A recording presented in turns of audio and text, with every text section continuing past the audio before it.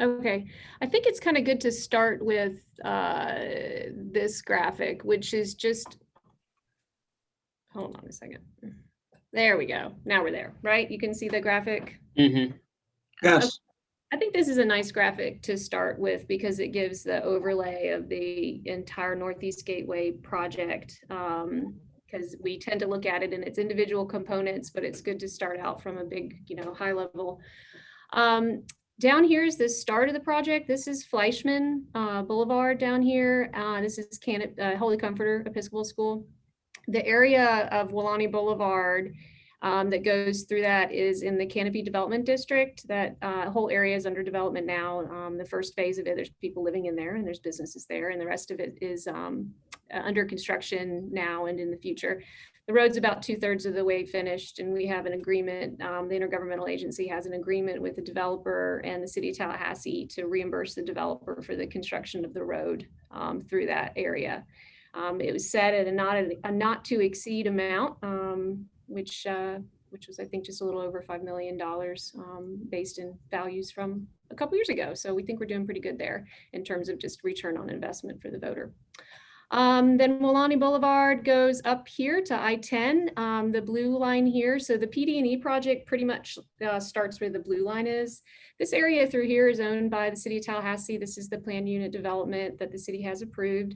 And the alignment for this road through the city's PUD has pretty much follows the alignment in the PUD, with the exception of the recent discovery of the tester, what may be associated with today, the Testarena Primitive Baptist Church. There is a historic African-American cemetery that was unrecorded previously in this area. And they recently did some research with the Department of State to record that cemetery in the master site file.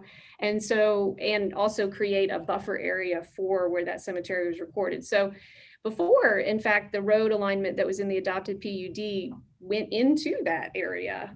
Whether or not it impacted any actual graves, I don't know, but now we have modified the alignment of the road to completely avoid any area that may potentially or may have at somebody's final resting place, which is pretty important. So anyhow, so there's been some modifications recently as a result of that discovery. And then the road goes over I-10 right here. So we're going to be building a bridge over I-10. This is pushed as far away from the Mahan intersection as possible. There's a certain distance that the FH, Federal Highway Administration, requires between interchanges. And as you may know, the intention here is to put an interchange here in the future. That's a process that'll be a separate process from the Welaunee Boulevard project, but it's certainly something that we're looking forward to doing over the next couple of years, initiating that process with FHWA to do the interchange. But it's also pushed as far to that Mahan intersection so that we can be as far away with that future interchange from this neighborhood that's right here called the Buckhead neighborhood. The green lines on this map indicate a preliminary line for the future greenway, the Welaunee Greenway, which when connected to Miccosukee will create a 17-mile greenway loop, which is pretty exciting for our community. So it goes over I-10 up through here, through this property, which is owned by a family called the Powerhouse property. And it connects with the Shamrock Street extension, which is connects up here as part of the Northeast Gateway project to connect to Centerville Road on what's called the Shamrock Street extension, because this, of course, is Shamrock Street today going into the Killarn neighborhood. So the agenda item provides two alternatives for consideration by the IA board for this intersection right here at Shamrock and Centerville Road, and we can go into those. One is a signalized intersection and the other is a roundabout intersection right here. Okay, so then it goes, so say we go back to Welaunee Boulevard, we go up and the road starts to curve up to the intersection with Roberts, Bradfordville, Centerville, and Welaunee now, five-pointed area up there. This, let's see, zoom in a little bit. If you were looking at the IA agenda for Thursday, we also have on there a consideration of a substantial amendment to the Northeast Park project, which is a separate project from the Northeast Gateway project. But we wanted to show generally where that park may go, just so that you can see the relationship to the Welaunee Boulevard project. And it's likely providing some sort of access between the two for the park users and etc.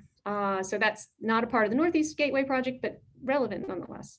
So anyhow, it goes up here, generally to intersect up here with Roberts Road. This triangle here is the original, I think it was 120 acres that the school board purchased in maybe the mid-90s, I think, and to build Roberts Elementary and Montford Middle Schools. After they purchased that parcel, there was discussion in the community. I personally was not a part of that discussion, but it happened around 1999. And the concern was, hey, you're putting these schools out here in this fringe part of our community. The city limits line is just out here. The urban services boundary is just out here. So what we would like to do is work through this issue with the school board and the city of Tallahassee at the time to establish a conservation easement on the remainder of the property after the schools are constructed, which is essentially what you see here in the green hashed area. And it goes along here, and it has a little break here for the Pimlico school entrance. There's a roundabout right here.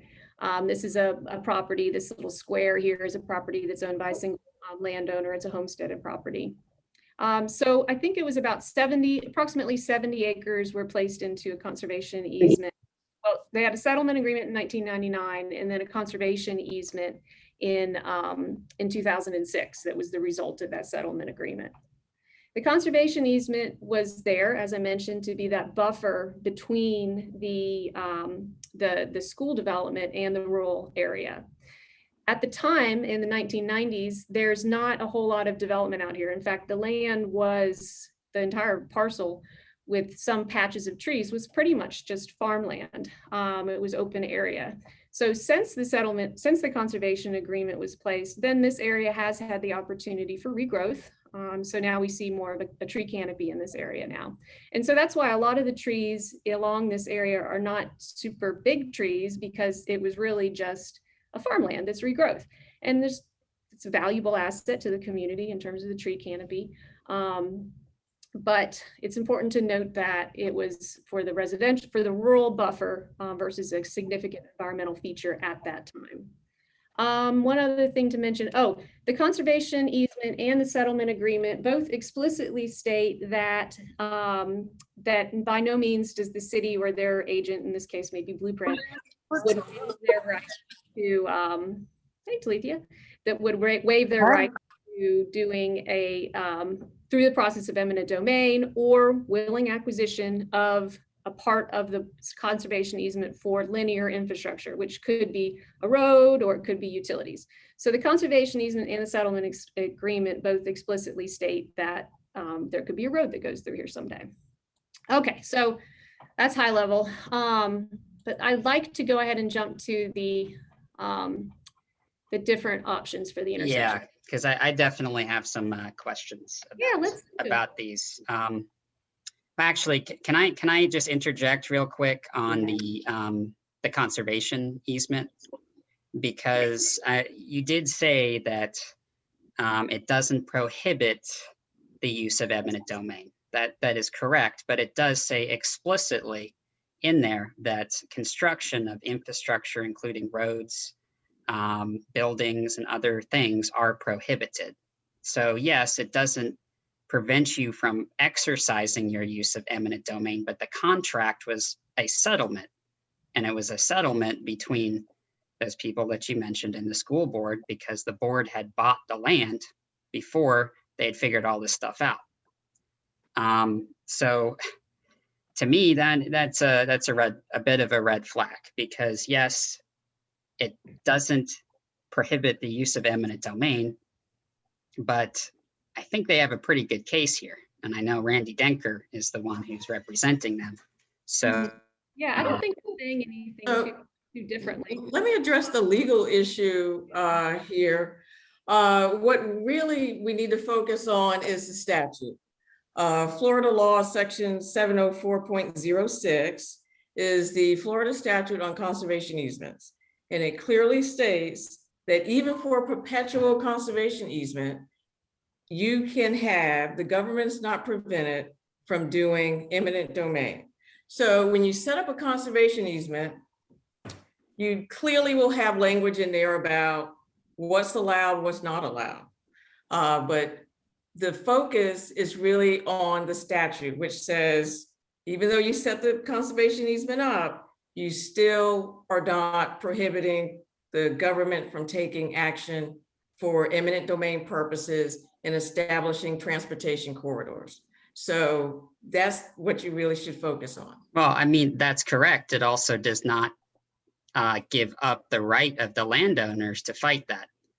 And as you know, the use of eminent domain, you have to prove that there are no feasible alternatives, correct? Sure, and the statute 704 does state that there is a judicial review of that. So all of that will undoubtedly end up in a court setting.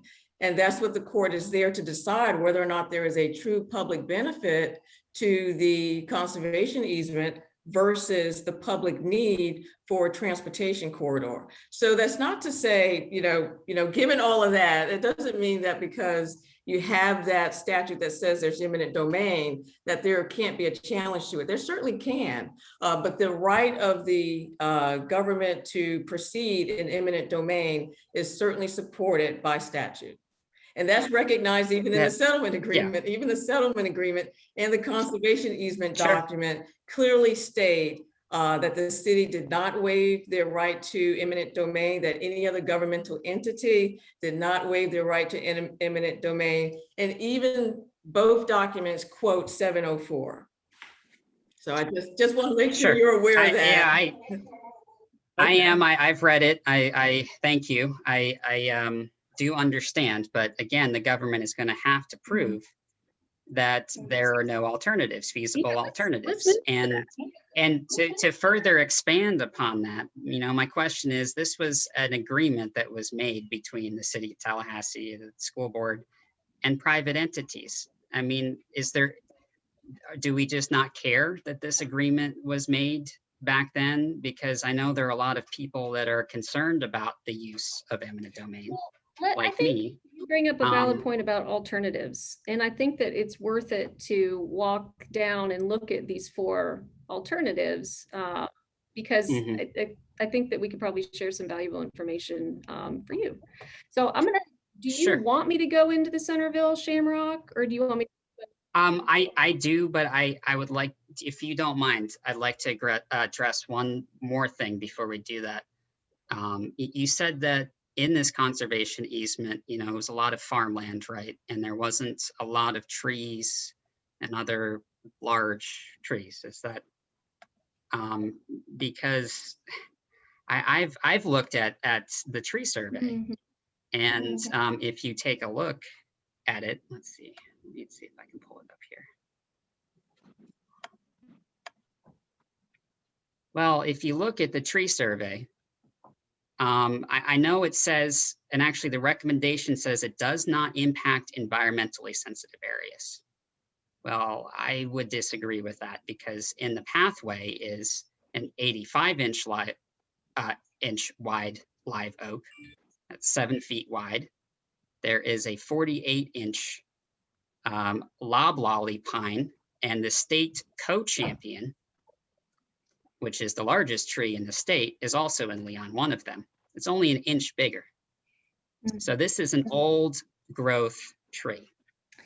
And we saw that. There are the site survey with Mindy Mormon, and also had obviously we did the survey itself with the survey team. And I was actually just talking with Dan this morning or yesterday about that 85-inch live oak. That's not in the path of the road. Well, that's why I'd asked, because there is not a lot of information where that road is actually going to go. There is a tree survey. That's why it's good to have these conversations, right? Because I think, we all bring things to the table that help us to understand your perspective from your side and science stuff from our side. Sure. Yeah. But I mean, if you continue to look at the survey, there's all sorts of large sweet gums, there are hickory, and these are all huge trees for these species, between 30 and 50 inches wide. And there's a pair of 5-foot wide oak trees. And if you look at our land development code, this if this doesn't qualify as successional forest or native forest, then I don't know why we have a code at all, because that in particular are conservation and preservation features that should be protected under our code.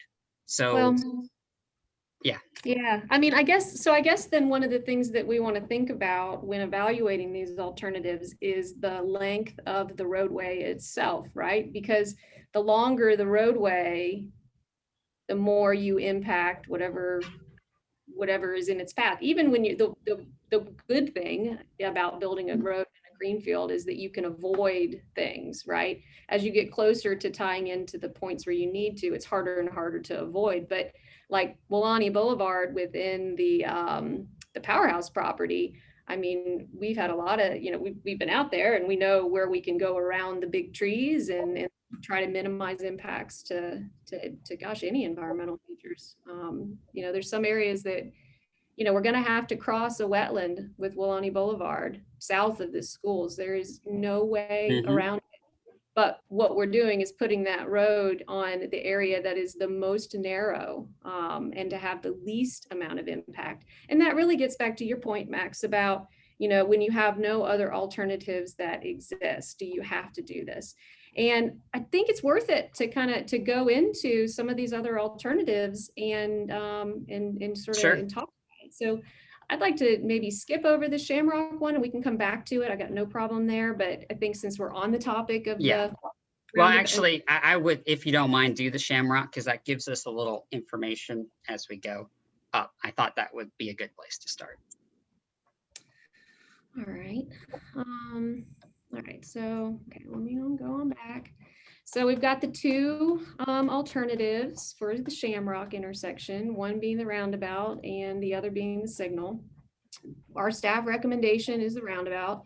We've also presented this to our technical coordinating committee, and the technical coordinating committee supported the roundabout option here, as well as our citizens advisory committee last week.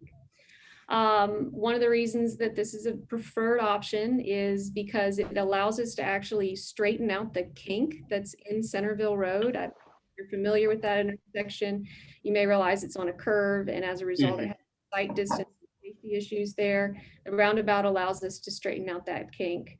Alternatively, it does have a larger footprint than a signalized intersection, so you do see more removal of trees. In this case, we can go in and we can selectively plant some trees for the long term versus having a short-term fix that may result in removing more trees in the future as you go into make other improvements to this intersection. We like it also from a maintenance and operations standpoint. It doesn't have a traffic signal, so if there's a power outage along this way due to hurricanes or whatever, people can still use the roundabout as long as there's no trees in the middle of the roundabout, of course.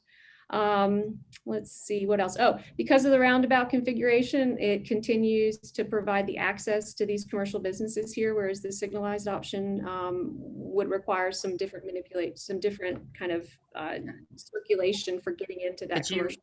Could you share your screen, Autumn? Sorry, I kicked you off when I put mine up. You can see it. I'm sorry. My apologies. Yeah, totally talking to it like you could see it. All right. So, okay. So mainly you can see here the center of the roundabout is the existing road is in the pink or the salmon color here. And so the roundabout kind of moves it out and works that kink in the road out for safety. Roundabouts are safer for traffic. And that's primarily because cars have to slow down to get into the roundabout. They get down to that 25 mile per hour speed. So, and they're also going in a circle. So when they do more sideswipe accidents, which of course are a lot less dangerous than your traditional kind of T-bone accident that happens when somebody runs a red light, which would be the case at a signal.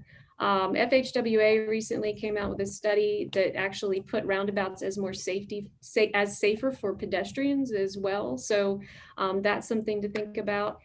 And let's see, we can still provide the greenway connection here, but that's equal between the roundabout and the signal. The roundabout is more expensive, primarily because it does require some right-of-way acquisition at the corner of the property that's owned by Celebration Baptist Church. And it's a bit more expensive to construct than a traditional signal. Did you have any other questions? Well, yeah, I mean, in general, I support roundabouts. I think that is a good option, but my question is over to your right where your next roundabout is. And there is a wetland feature there, which is actually a solution sinkhole. And if you look at the topography of the area, everything drains there. So if we're talking about minimizing impacts, are we just going to fill in that sinkhole? This is a sensitive environmental feature. So wouldn't that be something that we avoid? Right. I had the same question because I thought to myself, like, well, why are we talking so much about avoiding the floodplain and the wetland impacts up on alternative D where the impacts are pretty significant? And yet we're showing this here. So Dan Shears on the call, and I think he can answer that question. He's the engineer. Yeah, certainly. Thank you, Director Calder.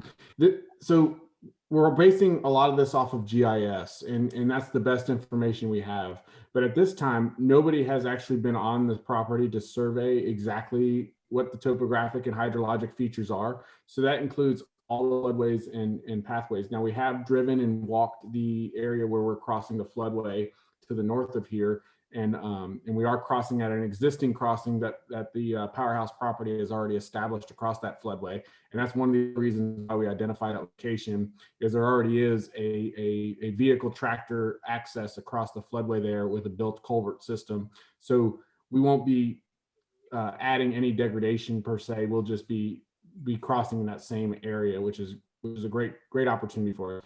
But and Max, the awesome thing is this is just this is not surveyed in.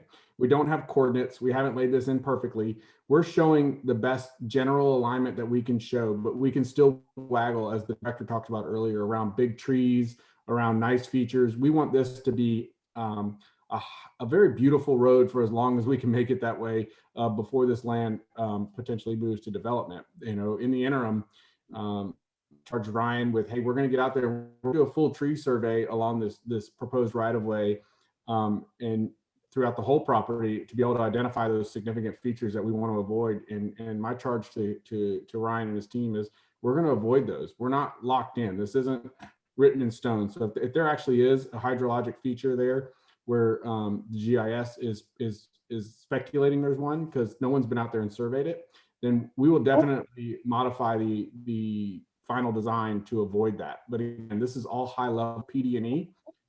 So we are trying to do the best with the best information we have. And I know Ryan and I can shift that alignment a little bit to the west, shorten the Shamrock extension, or shift it a little bit to the east and extend the Shamrock extension and avoid that hydrologic feature very easily if it actually exists in that location. But we really won't know until our surveyor gets on the ground. And Dan, to that point real quick, I don't want anybody to be confused. That is actually a high spot at 160 feet. That is not a low spot.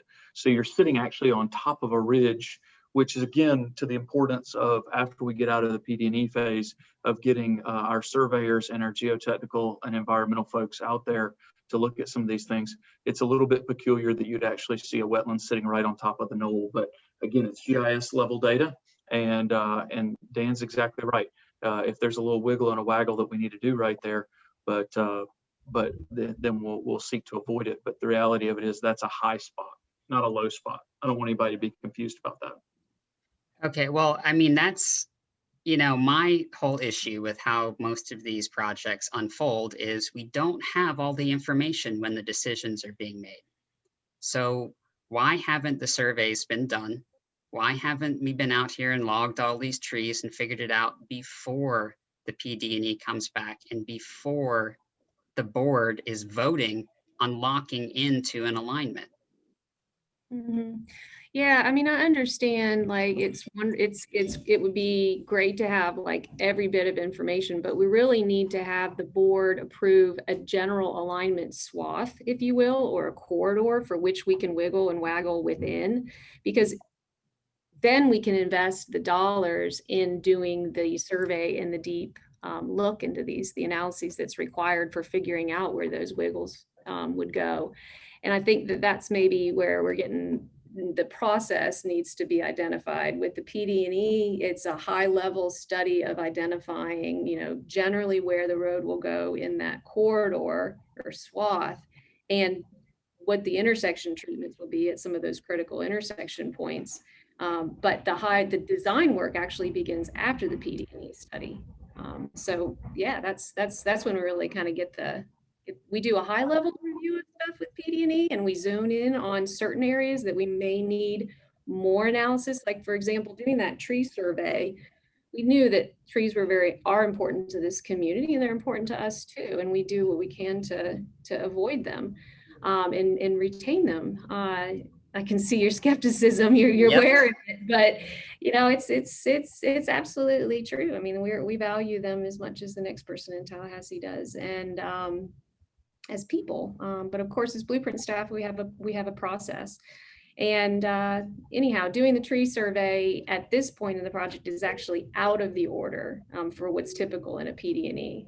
That was actually us going and doing a bit more than what's typically required. Okay.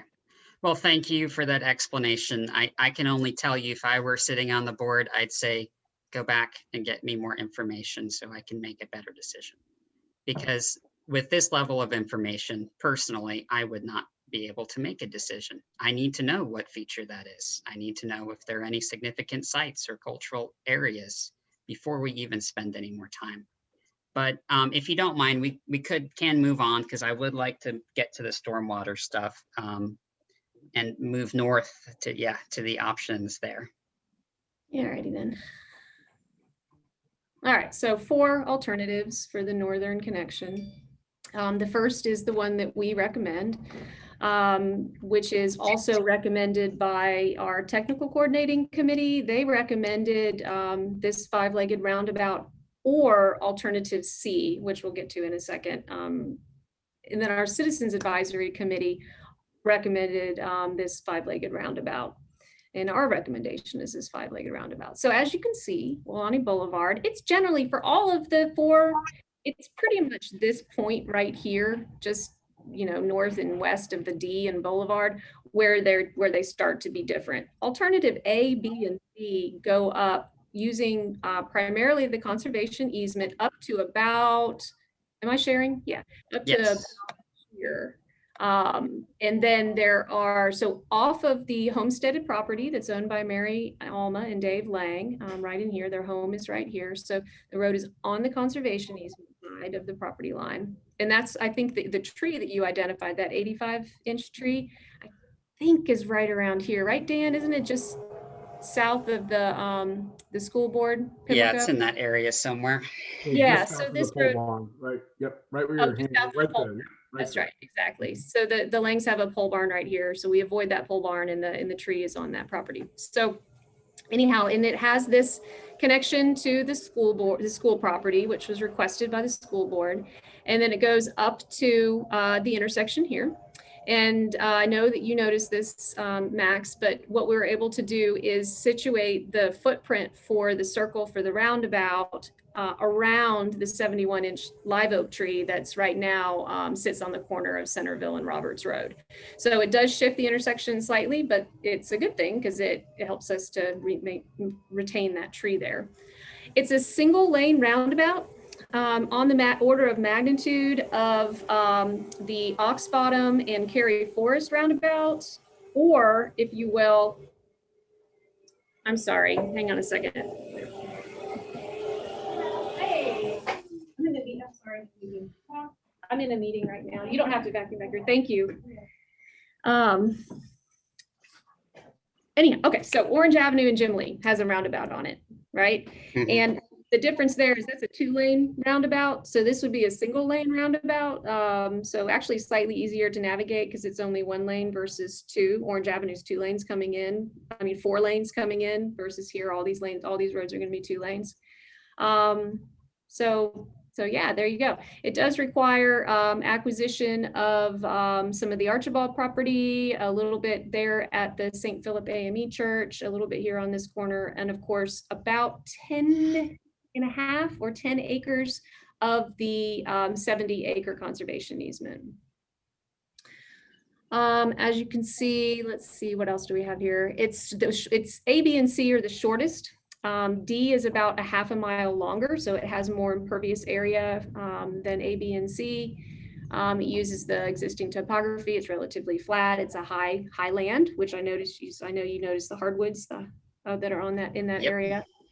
It's a little bit more expensive than the 5-legged signal by about $550,000. All right.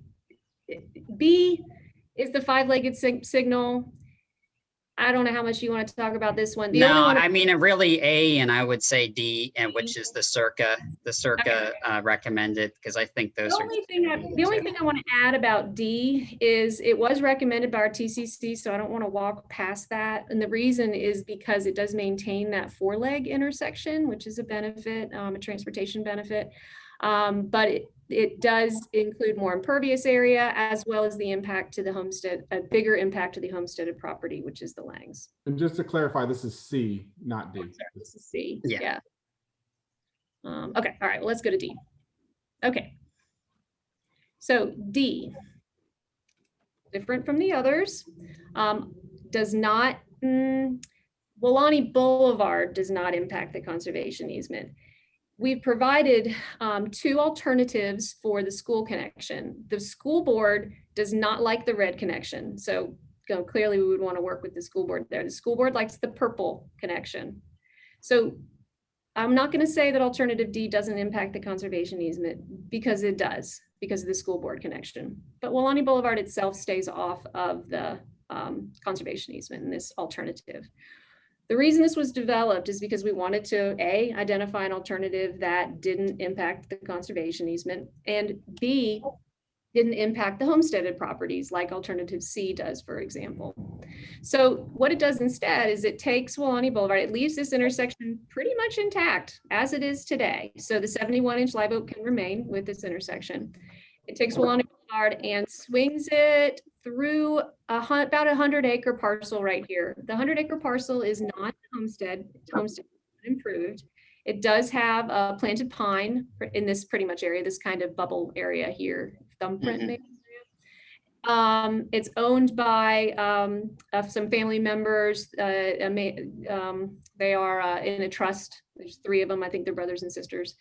And anyhow, it goes through here, and it does go through a designated wetland as well as a floodway. The wetland impacts are, I think, just about 2 acres, and the floodplain impacts are just 2 acres as well, or something around that area. Like I said, it's about a half a mile longer. Now, purpose and need is an important phrase for a PD&E study. Purpose and need is, why the heck are you building this project? Why do we need this project as a community? And so all of the alternatives that we've evaluated for this intersection, we've gone, I think, 15 or 16 different variations of things here. And there are some that don't make it past the purpose and need test. And so the purpose and need test is, does it provide relief for our designated canopy roads for future traffic? So that's Centerville Road and Miccosukee Road. Because by creating this new road, the idea is that all of the growth and the existing people that live out here now and use this area, as well as the future growth for this area, will put pressure on those canopy roads. And it may result in widening those canopy results from that growth pressure. But by adding this alternative, Wolaani Boulevard, we can reduce the pressure on widening those designated beautiful canopy roads. So does this project move enough traffic onto Wolaani? Does this alignment move enough traffic onto Wolaani Boulevard to meet that purpose and need for Centerville, in this case, which would be Centerville Road?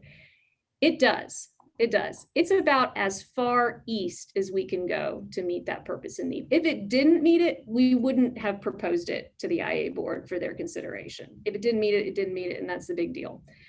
But it doesn't do it as well as A, B, and C.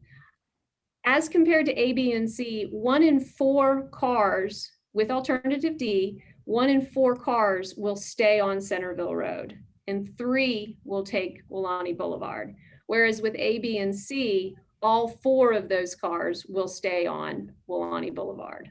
So it draws 25% less traffic off of Centerville Road. And therefore it adds 25% more traffic in comparison to A, B, and C on Centerville Road. So it doesn't perform as well. Okay. The other thing about it is from a safety perspective. It is, we're gonna have to bridge through here because of the wetlands. And it is called a super elevated curve, which means that as we go over, you have to actually turn the road like this. And at the same time, you have a road coming in here, which is not perfect. It's doable, but from a transportation planning side, you want 90-degree angles. It's just the safest. So sorry to interrupt. The Circa concept has a roundabout. Was that considered as a connector to Roberts Road? We just saw that. Not that it was not sent to us, which in the spirit of communication, it's good to send that stuff to us too, you know, because we can help faster when we get there. But nonetheless, we did see it today and around 4 o'clock today. So we have taken a look at that. And it has a critical problem. One of the reasons that we have this curve, this super elevated curve, is because it keeps people on the road without a stop condition. Now there's a stop condition for the people using Roberts Road, but there's not that much traffic here. We're talking about the Bradfordville to Wilani Boulevard traffic. So by keeping it as a continuous flow, we can meet the purpose and need.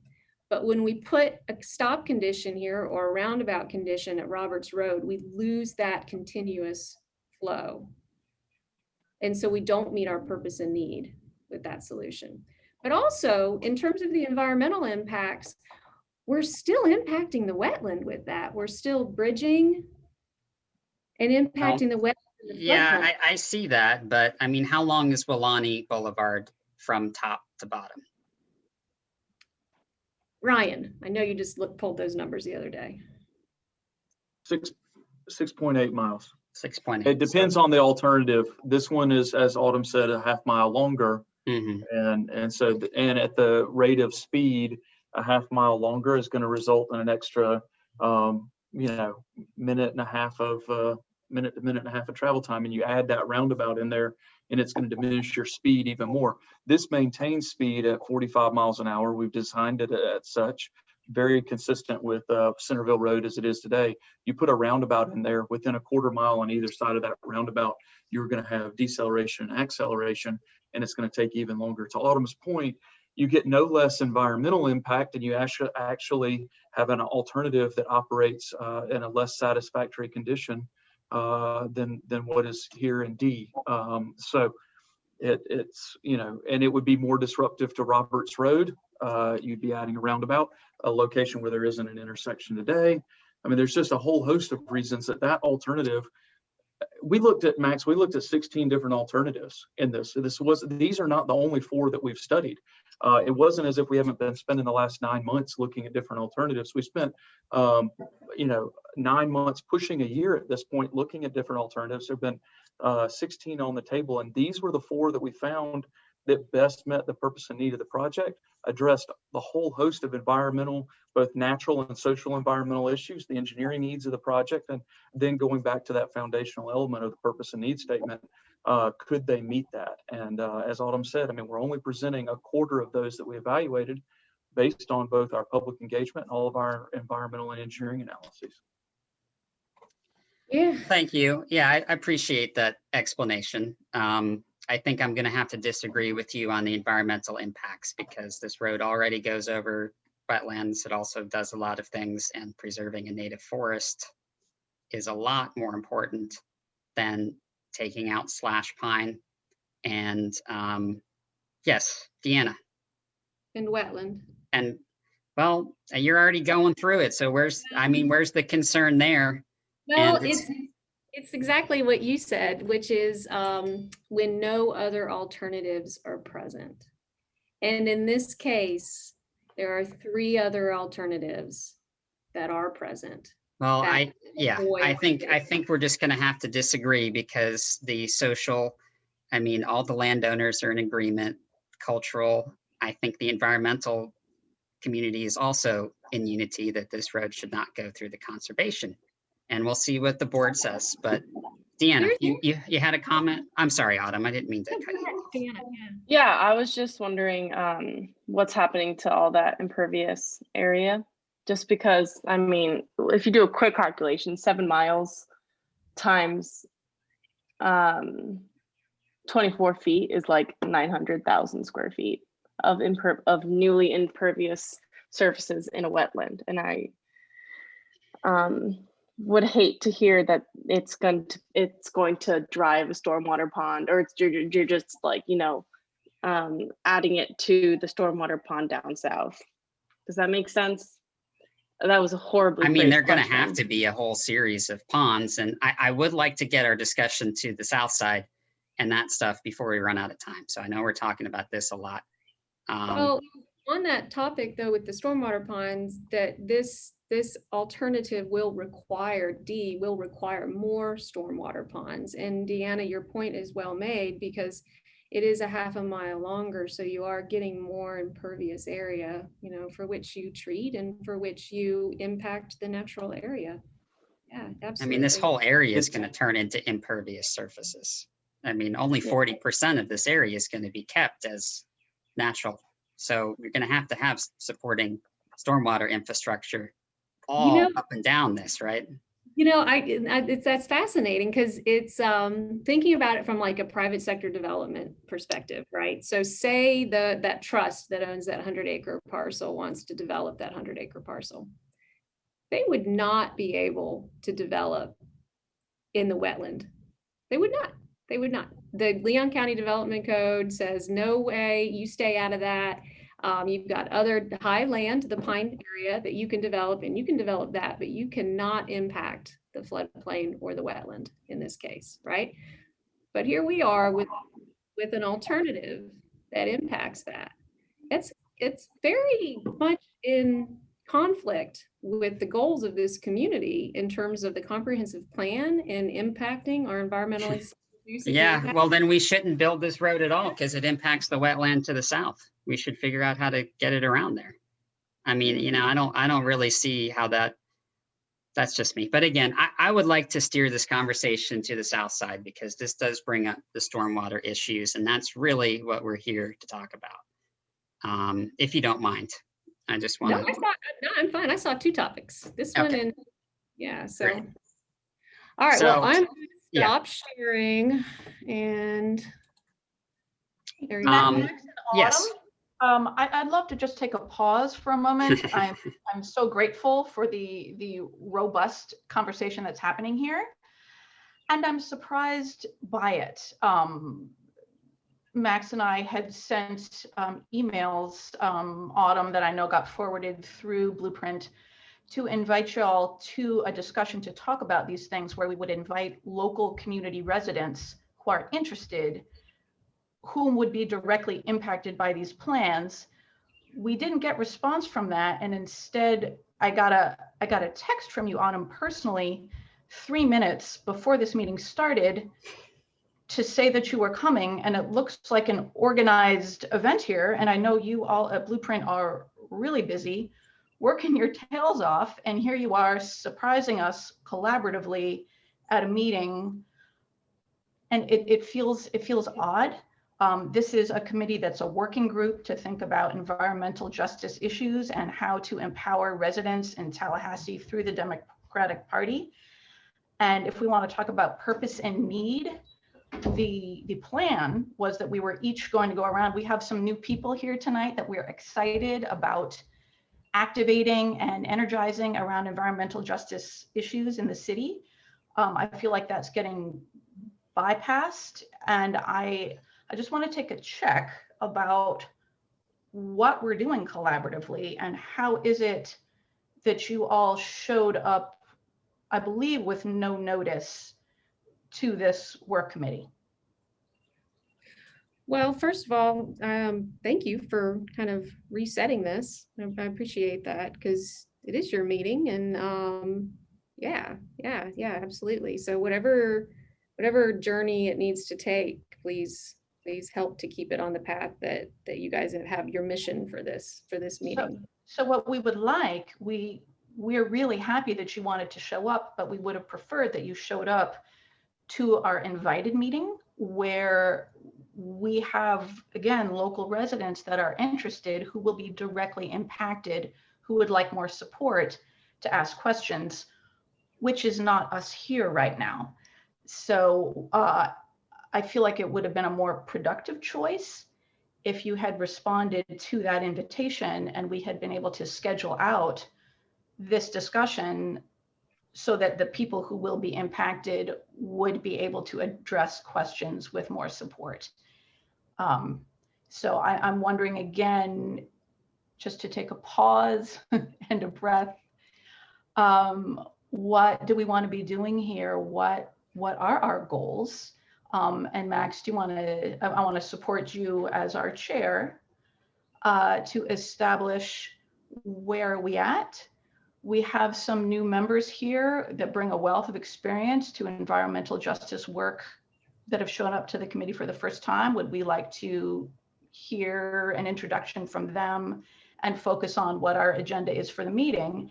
And it looks like we have such interest from Autumn, who I know, and other Blueprint folks who I don't know. If you were able to sort of spontaneously make it tonight, of course, you'll be able to make it again to a meeting that we'll have planned. And again, that we can bring in more people that would speak more directly to the questions that are on the table. Well, thank you, Claudia. You're always the voice of reason here. Yeah, I was expecting to hear back from you about this meeting or another future meeting before showing up. So thank you for mentioning that. For me personally, I would like to hear from some of the other people that have shown up, just a quick intro, but the real topic for me is this Capitol Cascades 4 and the 3dB pond, which is, again, my favorite subject. I wish it weren't, but it is. And I, again, have some questions. I've gotten some answers back from you recently through Commissioner Maddox. I know that he'd asked some questions, and I'd like to discuss that and where we're going with this Capitol Cascades. So I don't know, Claudia, what do you think? Should we do the intros or should we just go into the questions that we have?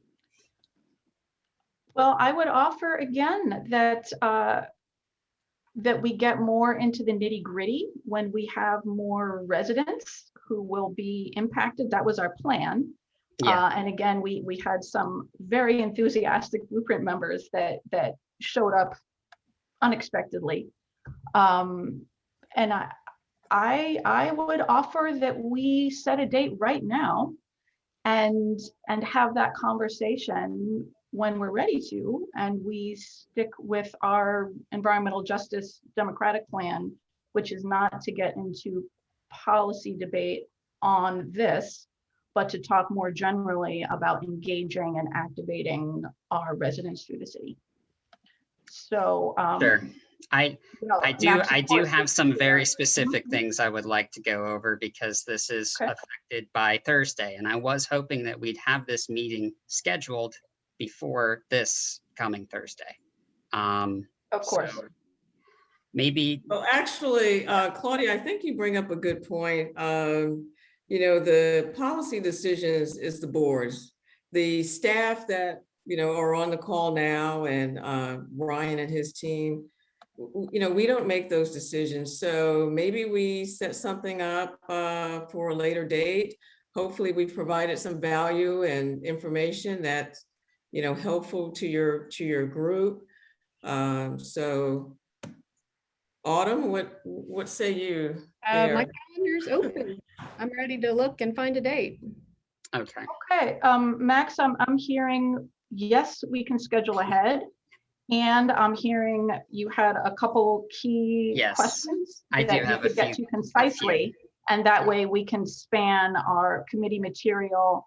And since we have the privilege of having these folks with us now, let's cover all our bases.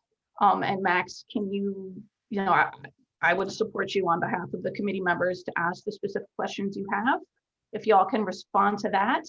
And then you're welcome to stick around to the nuts and bolts of our meeting later on. And of course, we'll get our bigger meeting scheduled as well.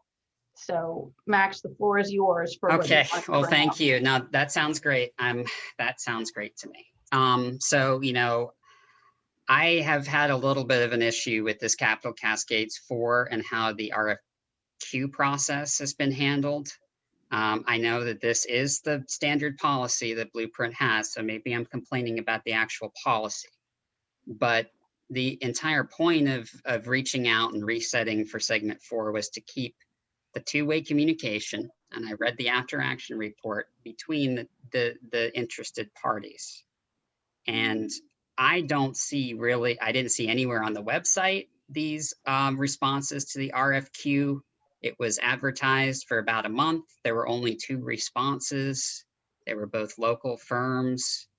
You know, I would have liked to have invited others to respond to the RFQ and be that resident driven, the people who are going to be affected by these, to look at these proposals and have some input.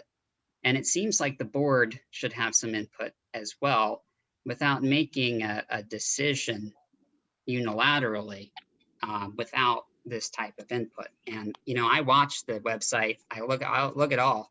I did not see any of this stuff going on, except for maybe one sentence in the consent agenda.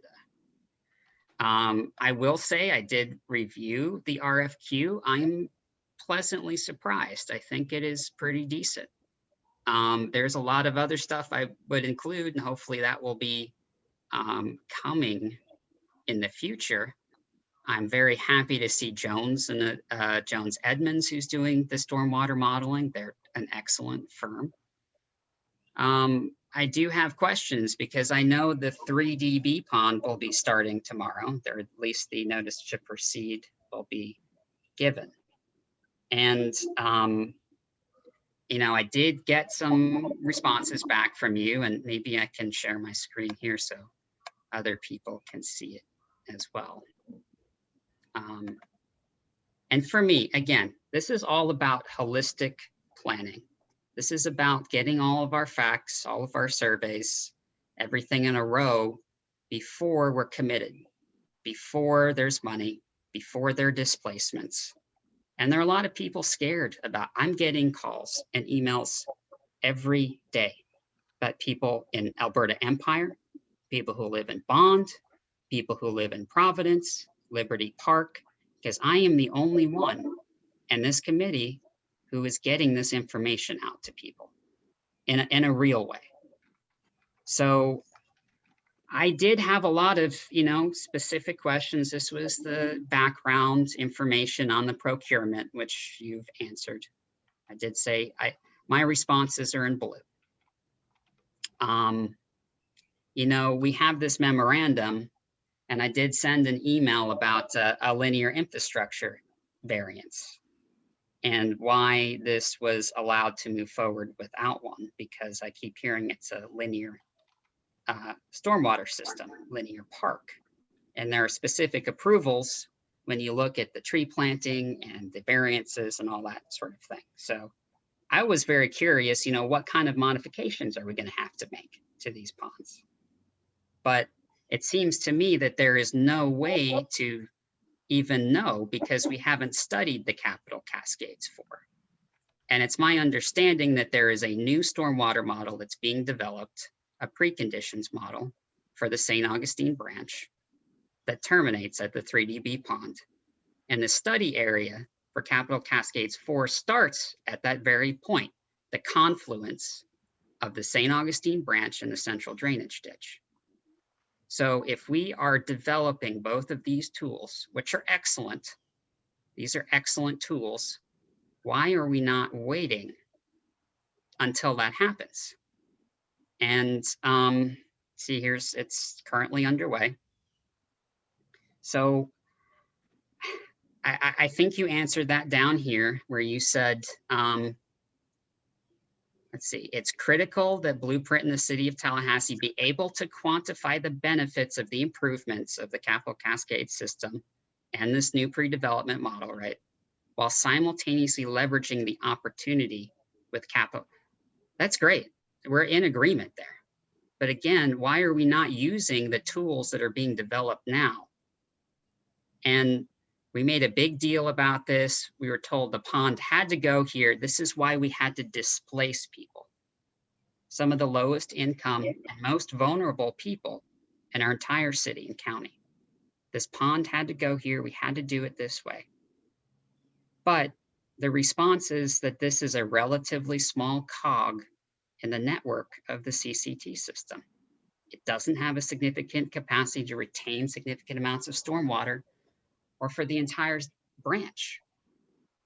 I mean, that's really not what I was hearing when we brought this attention to people, to you, to Blueprint, and to the commission. And it's not just you. I know the decision makers make their own decisions, right? But even asking, saying, well, if we wait, it will not yield any additional benefit for the system and eliminate the opportunity to optimize using a holistic calibration effort of, well, that's what we're asking for, is a holistic look before the thing is constructed. I mean, if we had to wait 2 years to permit it, we could wait another 2 years. And really, how do you know if the anticipated results are only minor? If we do not know what the impacts are going to be. And this is where I keep coming back to, we need to have all the information in front of us before we make these decisions. And I mean, again, truly, if this was a relatively small system, why did we have to uproot an entire neighborhood of people and clear cut what should be considered a conservation area with large trees?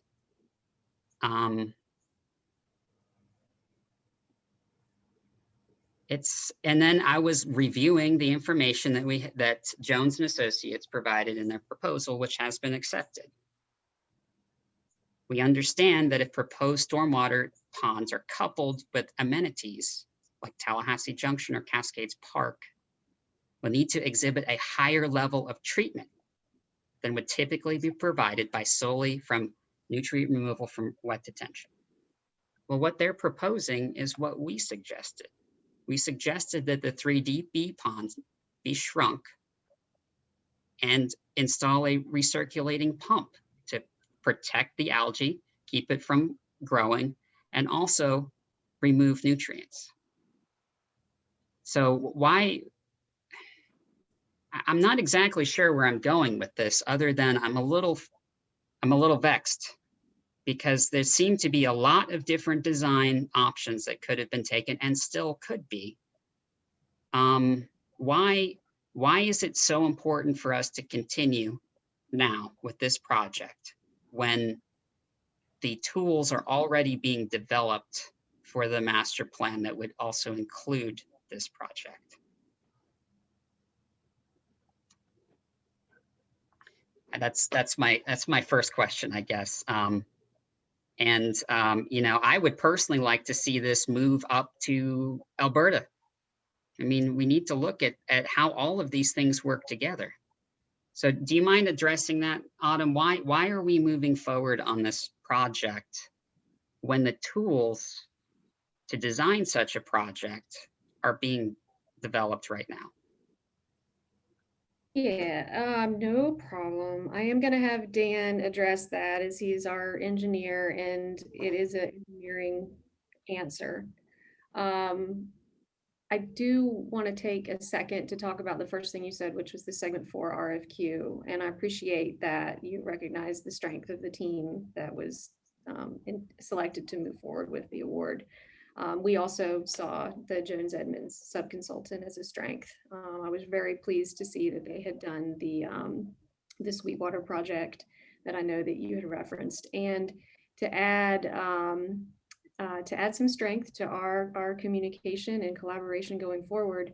the specific requirement of the development of a very transparent, if you will, white paper as one of the very first things out of the project was because of the hard work that you guys have put in, over the last 2 years in wanting to bring our community's stormwater infrastructure up to the next level. So when I had them write the draft for the scope for the RFQ, I said, please do make sure we do a white paper in the beginning that can look at the full breadth of technologies, innovations, and treatment systems, from the simplest thing to the most complex, to see what's the right fit for this unique location, because each stormwater facility is unique and it requires a deep dive. So I'm looking forward to, having you and others that met with us about a year ago to be a part of the kind of the vetting and development of that white paper. That's my intention, and it was when we wrote the scope for the RFQ. So I think that no time is lost. I know that you felt unaware of the RFQ and the process that we use to advertise and use the city's process for procurement. That is a part of our policy, and it does help us to maintain efficiency and the arm's length that we need to be able to do those fairly to all of the bidders. So anyhow, I don't think we've lost any time in terms of the collaborative effort that can be made in identifying the right treatment opportunities for segment 4. So I'm pleased to say that. Okay, now for why now, right? The basic question. Okay, Yep. So go ahead, Dan. Yes. Yeah, that's great. Thank you. So I'm sure the group is well aware, but I'm just going to revisit a little bit of the history. Capitol Cascades Trail is really a facilitation of the entire St. Augustine branch, and that branch starts up around Leon High School. There's a low point there, carries down through Franklin Avenue, Franklin Boulevard, which used to have an open ditch, 4-lane road, flooded a lot, at least when I was in college.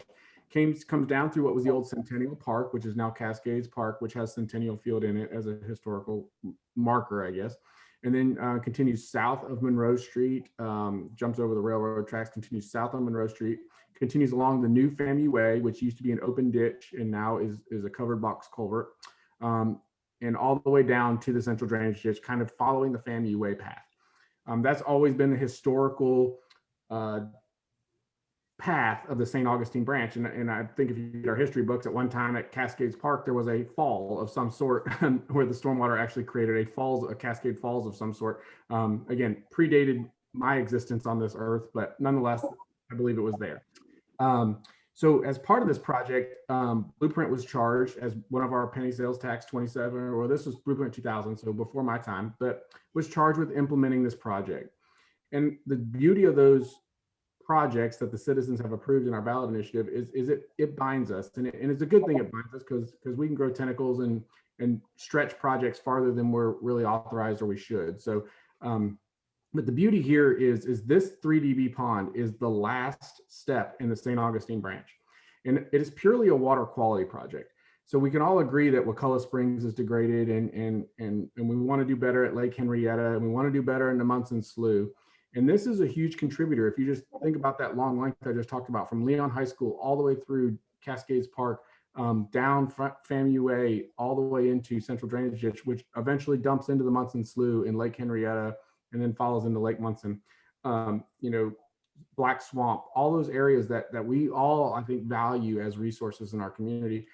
This is a major contributor of stormwater to that. And now the Central Drainage Ditch, which this contributes to, the St. Augustine branch, Capitol Cascades Trail project contributes to, starts way up in Frenchtown, comes down through FSU.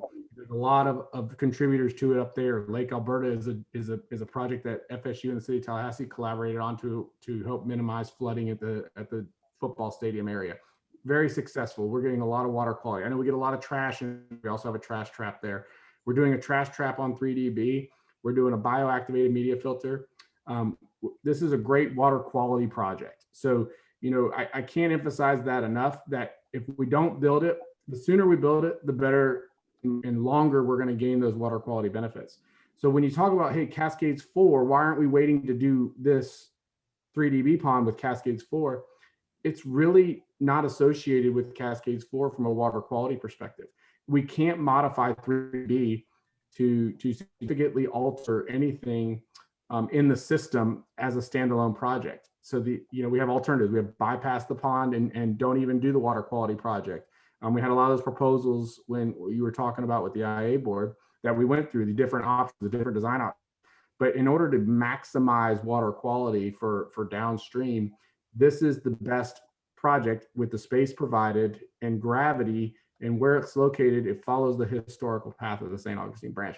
So it's really hard to fight gravity. I know recirculation pumps and all that, using electricity and things like that. But the bottom line is a lot of water flows through this pond, and we can't hold back enough water to significantly do anything other than what we're trying to do here. And so I can't stress that enough that as a water quality project, it's pretty small. We have Cascades Park, we have Lake Anita, Anita Favors Plaza, we have Coal Chute Pond, and then we're going to have 3DB as all part of the St. Augustine branch. And they're all steps that are increasing and enhancing our water quality along this project. And we even have, Tallahassee Junction Pond as well in this area, in this basin, that are all doing those wonderful things.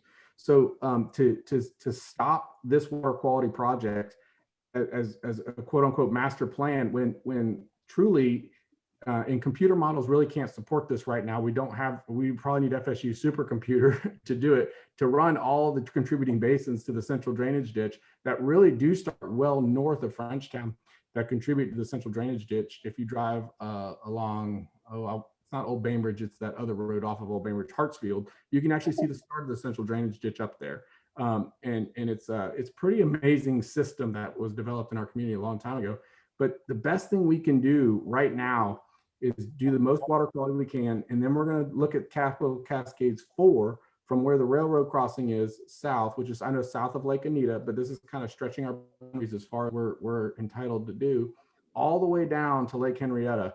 And that project is going to holistically look at that. And when I say the 3DB, we wanted to look at the entire Cascades Trail completed and executed and modeled, like you said, with a pre and post development model, which we're working on right now, to see, hey, what actually resulted in terms of water. Are we discharging early? Are we discharging late? Did we slow it down? Did we speed it up?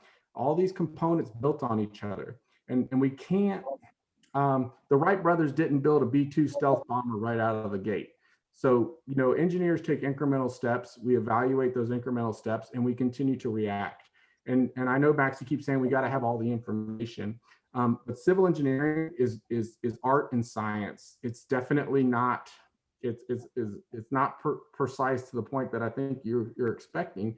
And I just want you to know that we continue to build and evaluate. We can model, and then we got to calibrate those models to reality. So a model is only as good as the data we got, and we do the best we can, but we can't predict if rain's going to fall at 3 inches an hour here and 2 inches an hour over here, and how does that contribute? We can't run all those permutations, so we make some assumptions. That's what engineers do, and we build and we evaluate those assumptions, and we get better as we go along. And I'm just telling you right now, it's going to be an awesome thing, and I don't even think you realize it, but we're gonna look at the whole system, the whole Capital Cascade system, from Leon High School all the way down to the Black Swamp. And we're going to figure out how to best calibrate cutting weirs in structures or modifying structures. Small dollar. When we say minor, we're not building facilities. We're just doing minor tweaks so we can optimize the water discharges and for treatment, and to help minimize as much as we can any floodplain impacts throughout the entire system.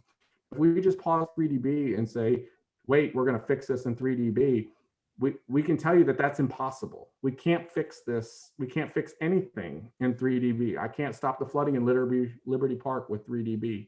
I can't fix Colorado Springs water quality problems in 3DB. Those are what we're doing at 3DB is highly innovative and highly effective. And I think it's if Dan Shear, I support the project 100%. Now, it doesn't necessarily impact me in my life like it does a lot of our folks, but from my perspective, it's a fantastic solution, and I can't believe the innovation and the wonderful things we're doing and the investment we're doing. I mean, the trash trap alone is a great investment for the folks downstream to help alleviate that physical litter and trash. I hope that answers your question as best as I can. But we're just, we struggle with gravity and we struggle with elevations, and we do the best we can in the topography and the environment that the Lord's blessed us with. Yes, I appreciate that. I think we're going to have to disagree on how technologically advanced this design is. And you said this doesn't really impact you, right? Well, this impacted an entire neighborhood in the construction of this.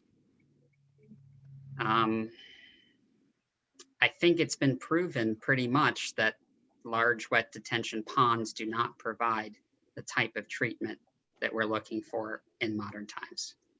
And I would like to look at water quality sampling and testing, but we don't have any, do we? For stormwater ponds, since they are considered untreated runoff.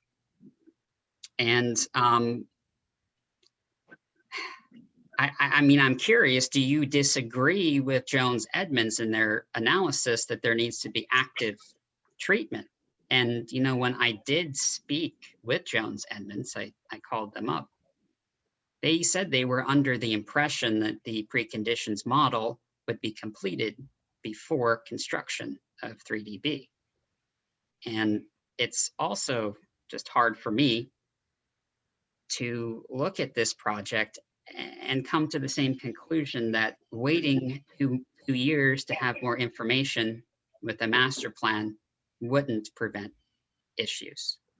I mean, are you saying that shrinking the size of the pond and adding a recirculating pump, as Jones Edmonds says, will not provide the level of treatment that it is supposedly right now? Is that not a good thing to do? Would that not have been a design solution? And when you're talking about doing these PD&E studies, I mean, there wasn't even an environmental impact analysis done on this until kind of like almost at the end. Were there any iterations there to look at the impact of the people? And that's what this committee is for environmental justice. This is for the impacted people. I'm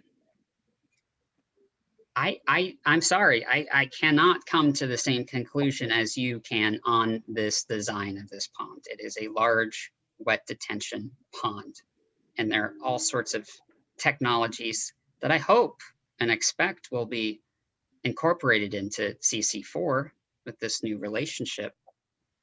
But saying this pond had to be here is not really the truth. No, I never said it had to be there. I never said that, Max. So okay. I appreciate it if you didn't put words in my mouth, but I'm going to tell you, it's a water quality enhancement for our recreational water bodies. That's what I told you. I just said it 5 seconds ago. We could have bypassed the pond, and we can disagree on the science, and that's okay. And I'm not here to argue with you. I'm just trying to present to you the facts that we know as engineers involved with the project, and you can draw your own conclusions from those. But I'm not trying to say, no, we couldn't bypass. Sure, we could bypass. That was an option we presented to the audience. I'm not considering even bypassing it. I'm saying shrink it and install a pump. Well, I get it. It sounds really, it's kind of like someone saying, I put gas in the car, I turn the key and I push on the pedal and it goes, and not understanding all the other mechanics that go and involved in associated with that.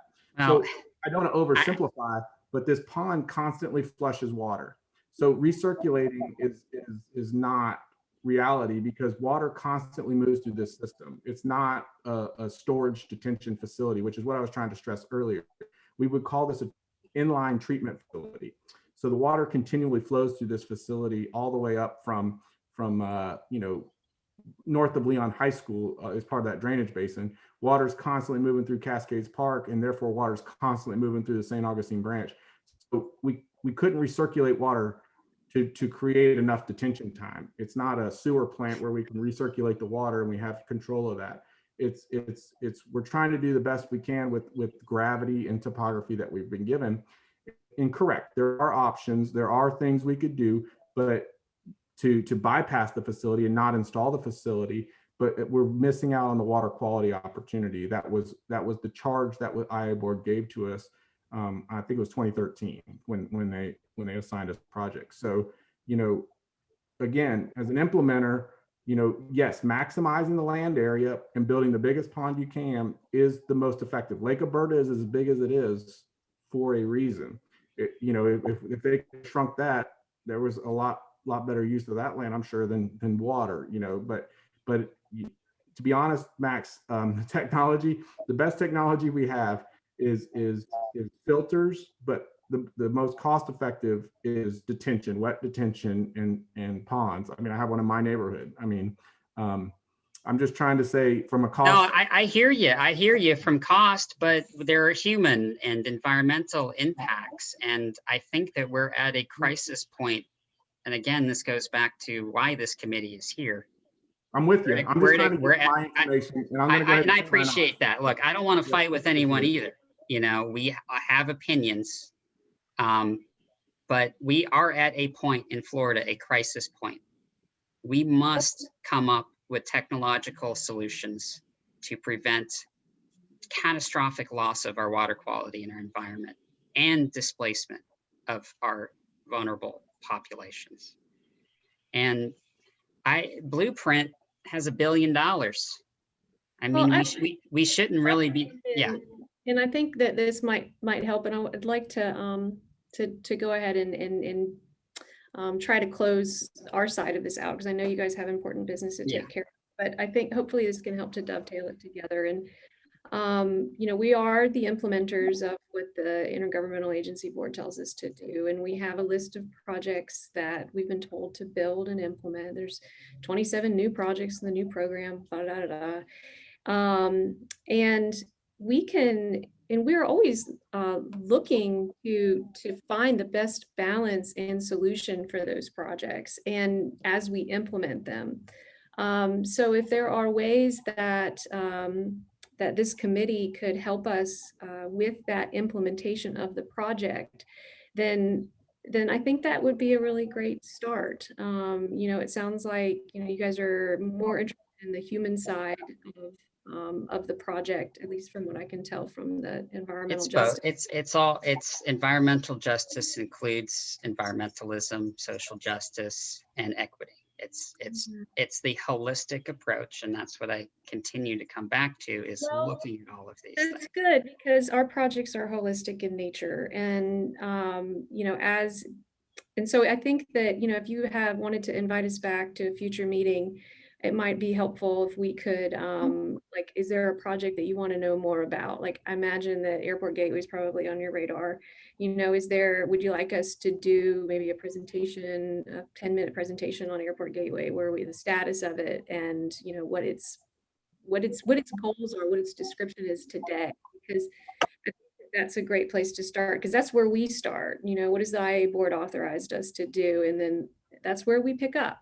And if you have a fundamental conflict with what the IA board has told us to do, then we can't really help you there, you know, because these are our jobs. Right. You know? You guys have jobs. I mean, you know, you got to do what you're do what you need to do. So I think that's maybe where we can start to kind of keep it focused and keep it productive in terms of what we've been told to implement, and then how we can achieve that goal of implementing it, because we're always going to be oriented towards achieving that goal. The IA board has told us to construct that pond. They approved the design concept for that pond in September of 2019. We're going to keep moving us towards that finish line of constructing the pond and having a ribbon cutting.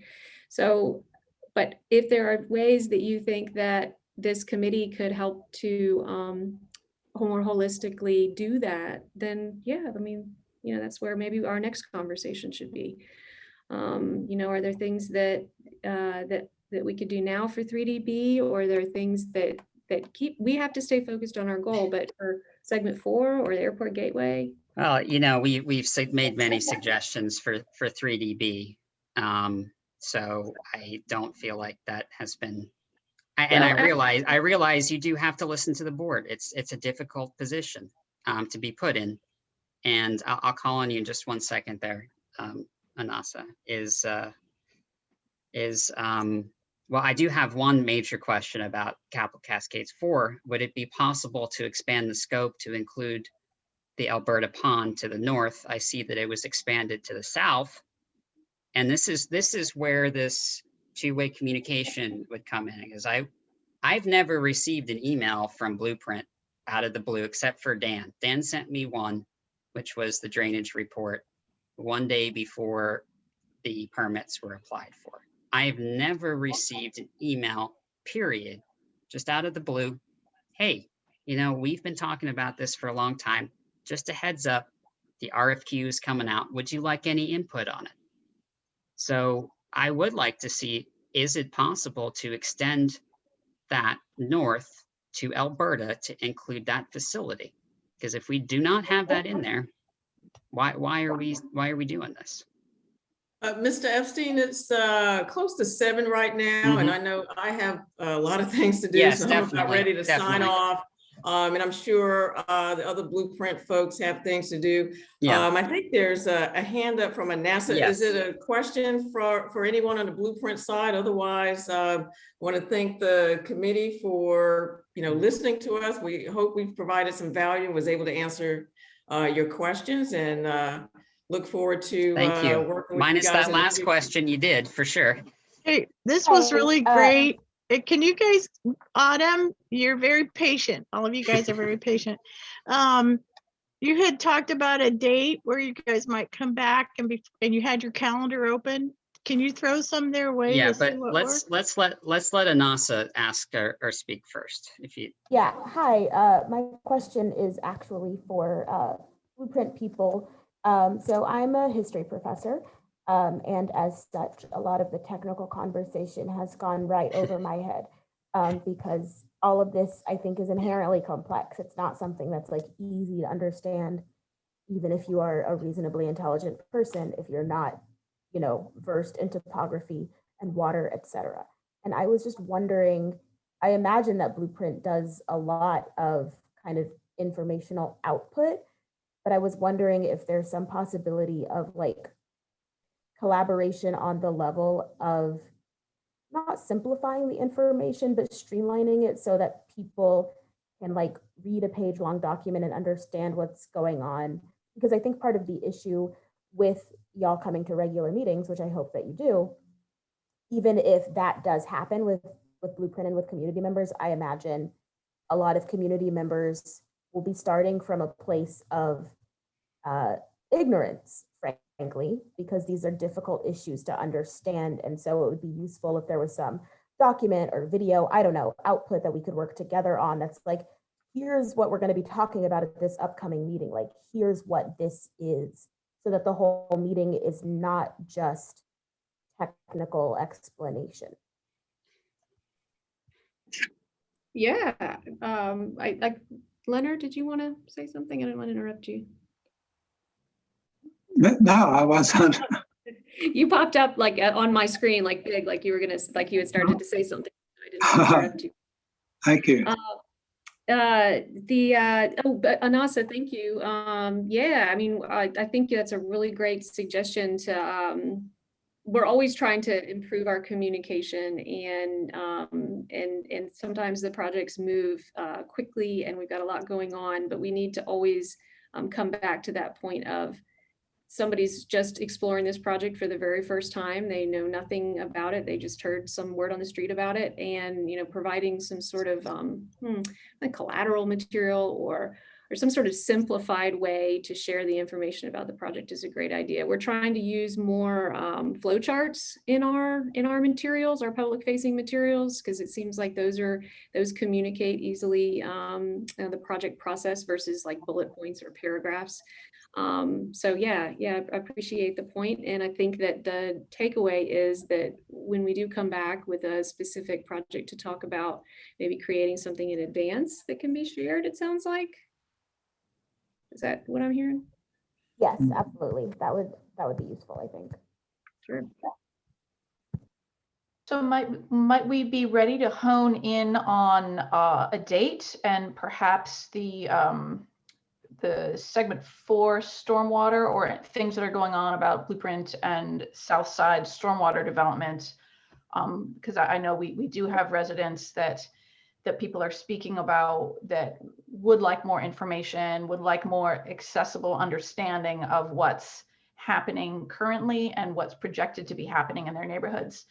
So Autumn, I love that you voiced that you had a moment to schedule, and I know our attorney is needing to go, and it's been a long meeting. So Max, is this a moment that we think schedules and then yes, definitely move on? Okay. Can I throw out, just for starters, sometime after 4? I would propose 3 weeks. 3 weeks out. Would that give us time to collaborate on our agenda and making our information accessible to our interested residents? That sounds good to me. I don't know what everyone else looks like, but 3 weeks is a good number for me. Is that the week of April 26th? Is that right? 1, 2, 3. Yes, that is. Yeah, that actually is great. Okay, beautiful. How's Thursday look? Look real quick. Yeah, I could do. The only Thursday we have a community meeting on Thursday night at 7. So I'm not sure about that, just depending. But Tuesday, Wednesday, Monday. I mean, Tuesdays are a normal day. Do you want to do a Tuesday, Claudia, or? Sure. Okay. Okay, so we'll say maybe Tuesday, 5 o'clock, 5:30. Well, we want to think about residents' work schedules. And we also want to think about our own well-being and not having these exhausting days all the time, because that doesn't serve anyone's best interests. So what if we called it 5:30? How does that suit the collective? That's perfect for me. Okay, so we've got Tuesday, April 27th at 5:30. Mm-hmm. And Max and I will send out a Zoom link invitation tomorrow. Okay. And if you could send me, it helps from my perspective, because of the need to be the implementers and not the policy setters. It helps for me to know, I want you to talk about Airport Gateway and Capital Cascades Trail Segment 4, or just Capital Cascades Trail Segment 4, whatever it is, but hone it into a blueprint project. That very much helps, because then it doesn't look like I'm out there trying to make policy. Yeah, actually, Autumn, do you know when the next blueprint meeting is? It's in May. Oh, it's in May. Never mind. I just wanted to get it in before then. So if we're meeting in April. It's the 27th, May 27th. Oh, all right. Well, we got a minute then. Okay.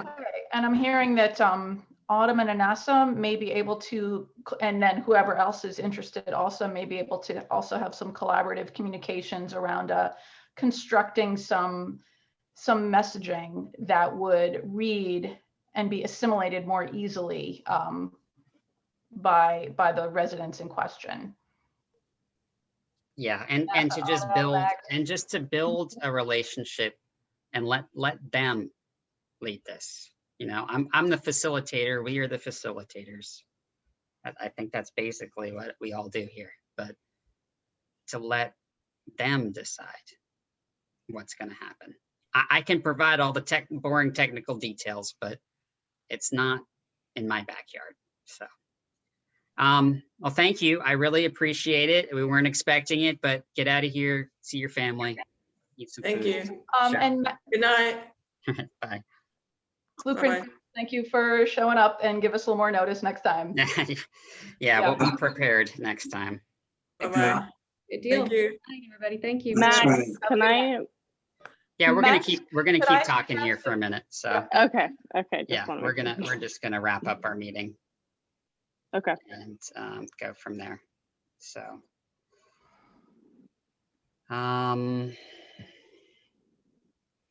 yeah. So how do you think the meeting went? I see Meta, you're still here. So I've been wanting to reach out to you because I know you're the Uber environmentalist and Autumn's mom.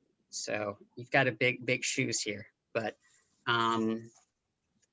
Yeah, what do you, I was unexpected, so I'm sorry. I know we were supposed to be talking about a lot of other things. So I'm going to open the floor and let everyone else talk first that wants to. So what you Okay, I'm got? gonna be the wellness member here. If y'all don't know, I'm an acupuncturist and I've got a long history of providing holistic healthcare to activists and to people in vulnerable populations. And I personally found that really disorienting and stressful to have a high-powered Blueprint team come totally unannounced to this meeting. And so I want to invite everybody to just like take another breath and shake, and that we're all here for like the long haul of wellness, and every battle may not be our shining hill. And I hope everyone's feeling all right and a little more human, a little better. Max, thank you for fielding that so well. I'm sorry. I know I dominated the conversation. So you had asked me to work in and use the strength of the committee. I'm sorry, I did not do that very well, but I was also a little off kilter, and I saw it as an opportunity to ask a few questions directly without email. So I am. It seems like it was productive. It was. Yeah. Could we talk about maybe what do we feel like was productive in that? And Meta, I'm wondering, would you be able to come on screen? Many of us have never met you, and you're Autumn's mom, and it's just like a kind of a moment to have you here. Hi. Well, I've just sort of been recently, because of the League of Women Voters, getting involved in, all the different organizations that have to do with environmental issues. And Steve Bean had invited me to be part of his, I get confused about the environmental caucus that he does.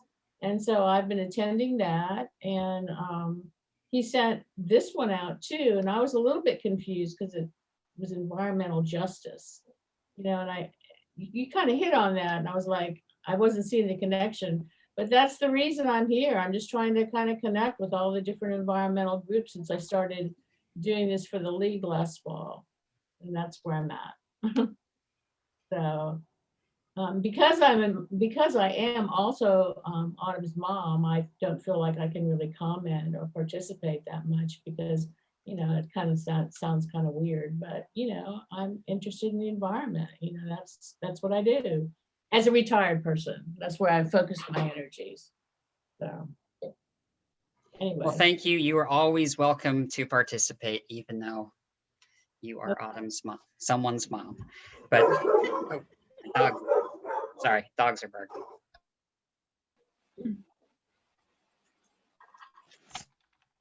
But I can leave now. I just No, you're welcome. You're welcome to stay. I mean, you're a part of the Democratic Party, right? So you are welcome. Yeah, registered Democrat for sure. That's no question about it. The whole family is registered Democrats. Hey, Susie. Hey, you guys. Yeah, I didn't know what to expect, and it was surprising. I was like, wonder how many of these folks on this call are staff people. So I kind of was process of elimination. But let me ask you, as far as like FAMU Way and that area over there, how much I've driven over there, and there's actually some folks that have a lot of cats that live on Eugenia, and I noticed that I'm on the board of Feline Advocates for Leon County. That's why I brought up about a lot of cats, because we're trying to help this family with cats. So how much of that area is going to be uprooted still? Because I don't know what it looked like before the FAMU Way came in, and I saw where there's some holding ponds already. And I looked at the blueprint online to try to see where does this line up with what the objection is. And the next thing I know, there's a whole nother condo or apartments going up, and behind that was maybe 10 old houses, which one used to, I think, be Cliff Thale's home.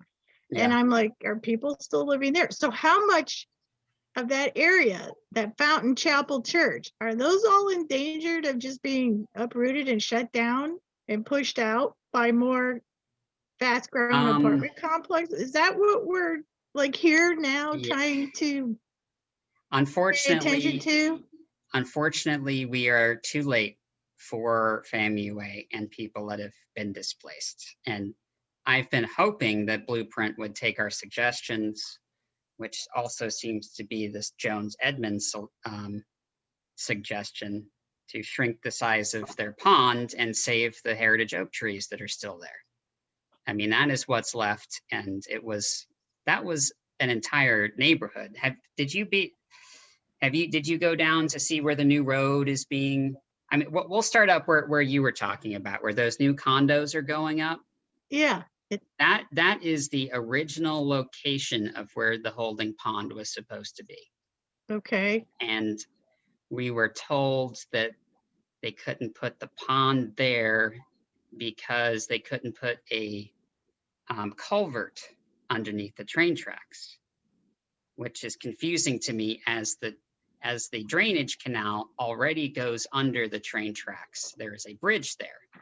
So what? You can't build a culvert, so what? Well, that land was acquired via the threat of eminent domain. The people were displaced off of that as well. And then it was surplused just a couple years ago, and the Stadium Enclave developer bought it for $300,000.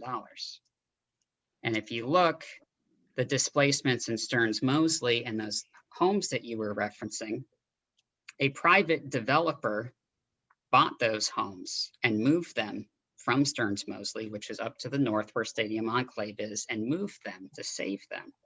That's the only reason why there's anything left. And this is concerning from an environmental perspective, because if you look at the city of Tallahassee's conceptual permit that they put out last year, they're going to be rerouting all sorts of untreated runoff from that development into Lake Alberta. So the bottom line is you can't take out, dozens or 100 acres worth of forested area or neighborhoods and replace it with concrete and not have impacts. And some of the people there were paid well. Some of them weren't for their land. The ones that held out got paid well. And this is more of a social justice at this point, because even in that neighborhood, people lost generational land after the 2008 crisis. People were losing family land due to back taxes. But then Blueprint said they couldn't build the pond on that site, which I still don't believe is true. So do we have, I guess, an environmental justice issue? Like, I remember in the day when I was lobbying and I went with Legal Environmental Assistance Foundation to Escambia, and we fought the dioxin mound because it was targeting and contaminating neighborhoods, and they had crosses on their yards, So that's my idea of environmental issue and just environmental justice. So I say that to you is, how many homes and people do we think that are still living there maybe are going to get somebody knocking on the door and swindle them out of their property with a quick sale? Is there something that we want to do, or am I way off base? No, you're not. I'll get to you in just 1 second, Darwin. The answer is the people who are living in still quarters, which is down to the south. So you know that area, you keep following FAMU, and then you can see the construction that's happening down there, and they're about to start on this pond and take out the trees, the big heritage oaks that are there. They have already been displaced. All of those legal proceedings are over. So we can't help them. I was trying to help the trees and to get a better water quality project. But coming up, the city of Tallahassee is planning this airport gateway, which will have ponds, which will be taking out homes and apartment complexes. And then there's another pond to the north in the Alberta Empire that threatens 80 homes and 80 homes and businesses. And And that's yeah. that Alberta Empire. I'm still such a new kid on the block here, so forgive my Yeah. ignorance. I've got the analysis, but I don't have hardly any freaking detail. Yeah. So the Alberta is segment 4, which is no. I'm here. I'm You gonna have, try. like, Darwin's got a question, but Yeah, you got a map Okay. to show us? I'm some pulling that sort up. of- Let's let Darwin go while I pull Yeah. up the map here. Okay, good. Well, my question, thank you, Max, and thanks for inviting me, and so did Steve Bean. I'm surprised he's Sure. not here. But I'm not really a member of this group, but I've learned quite a bit tonight. But my very question is about the Alberta Empire. Is that the 3 dB pond some of you kept referring to, or is that a different pond? No. Here, I'll show you real quick here. So I've kind of gotten this down to a science, I hope. So this is the city of Tallahassee's conceptual permit. And this was not announced to anyone. This was not within on any agenda item. Staff did this. And this shows the future plans of the city of Tallahassee in blueprint. And here's Cascades Park. Here's Native Favors Plaza. This is Coal Chute Pond, which is what you were referring to, Susie, where the condos are going up. And you can see here, they're planning to reroute untreated runoff to Lake Alberta from the Stadium Enclave development. But here across the street is this Alberta Empire Pond. This is the Alberta Empire neighborhood. And this, if you look at the satellite, there are 80 homes, 80. I keep saying that, and businesses. And this is why I keep saying it's critically important for this Capital Cascades 4 plan to include this project. Right now, it starts here. This is the 3 dB pond. This is what we were talking about where Boynton Still or Still Quarters used to be. It starts here and it goes all the way down here to Lake Henrietta. And this is the Capital Cascades.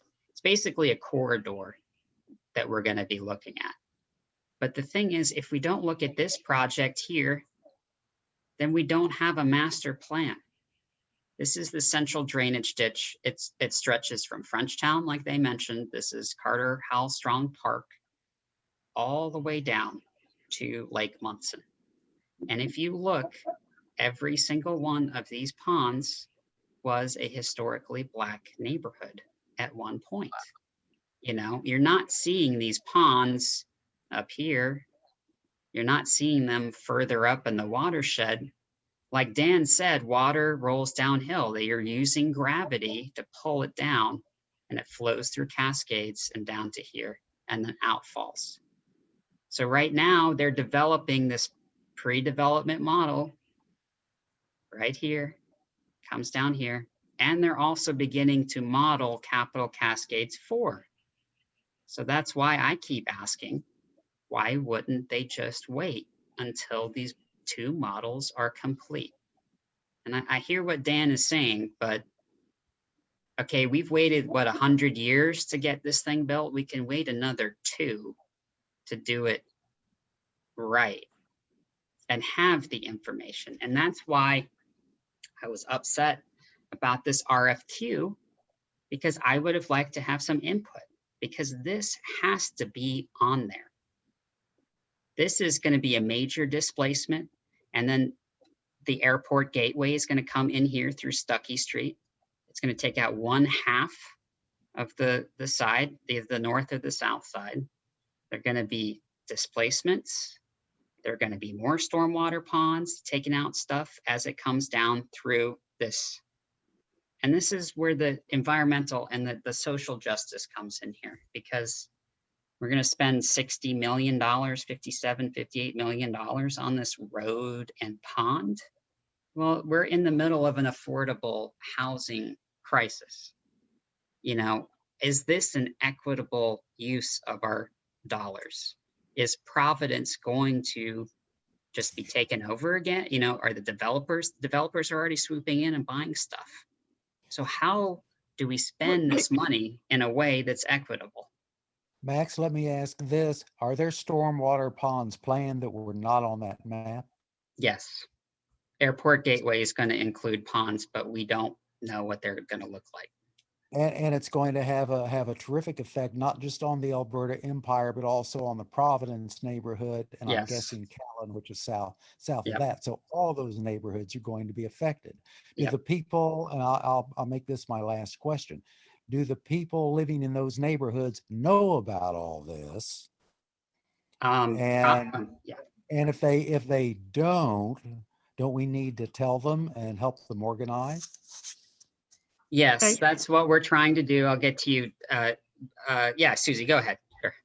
So when I was doing voter registration, I would often go up to the Providence building there off of Highland. And the Deltas, I believe, bought that building. And the guy, Mike Williams, I think, Jr., he ran for office. I know some of the people that are there. The church, isn't there a church right there on Yeah. Stuckey? That I know some people. I've been in that church doing voter registration. And the Tonys, I think there's that little, it's quite a little community hub Yeah. right Yeah. there. So you're So- saying you anticipate those people being bought out because they need stormwater ponds, or they are going to be impacted by stormwater ponds, a lot of digging and this and that, and No, potentially poor air quality There, because of untreated water. there will be displacements in the use of eminent domain, which is the seizure of land by the government. So this stuff will be seized by the government to construct the road and the ponds.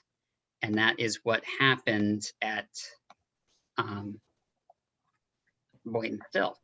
And Max, to get yes. to Darwin's question, he said, do those people Oh, know? yes. So, Providence is very well organized. They are aware. They have been fighting the airport gateway for quite some time. They didn't want it to begin with. I don't want to put words in their mouth, but I don't think they wanted it. Now it's happening and they have to kind of deal with it. Alberta, no one has told them anything, period. And I posted this, an invitation or a post about it. And there were like 5 people from Alberta who commented. I'm like, oh my God, we need to get in on this meeting. We're going to have this meeting with Blueprint and figure out what's going on. No one knows. And I mean, the comments that were coming out of that were, well, my dad said that they've been trying to come after this land for years. This is no one has, where are the flyers? How do we know? No one has informed us of this. So Alberta has no idea. I don't think Liberty Park for the Capital Cascades 4 to the south has any idea of what's going on. And again, that's I would have liked to have seen that outreach first before selecting a contractor and all this jazz. Like, it needs to be transparent, this process.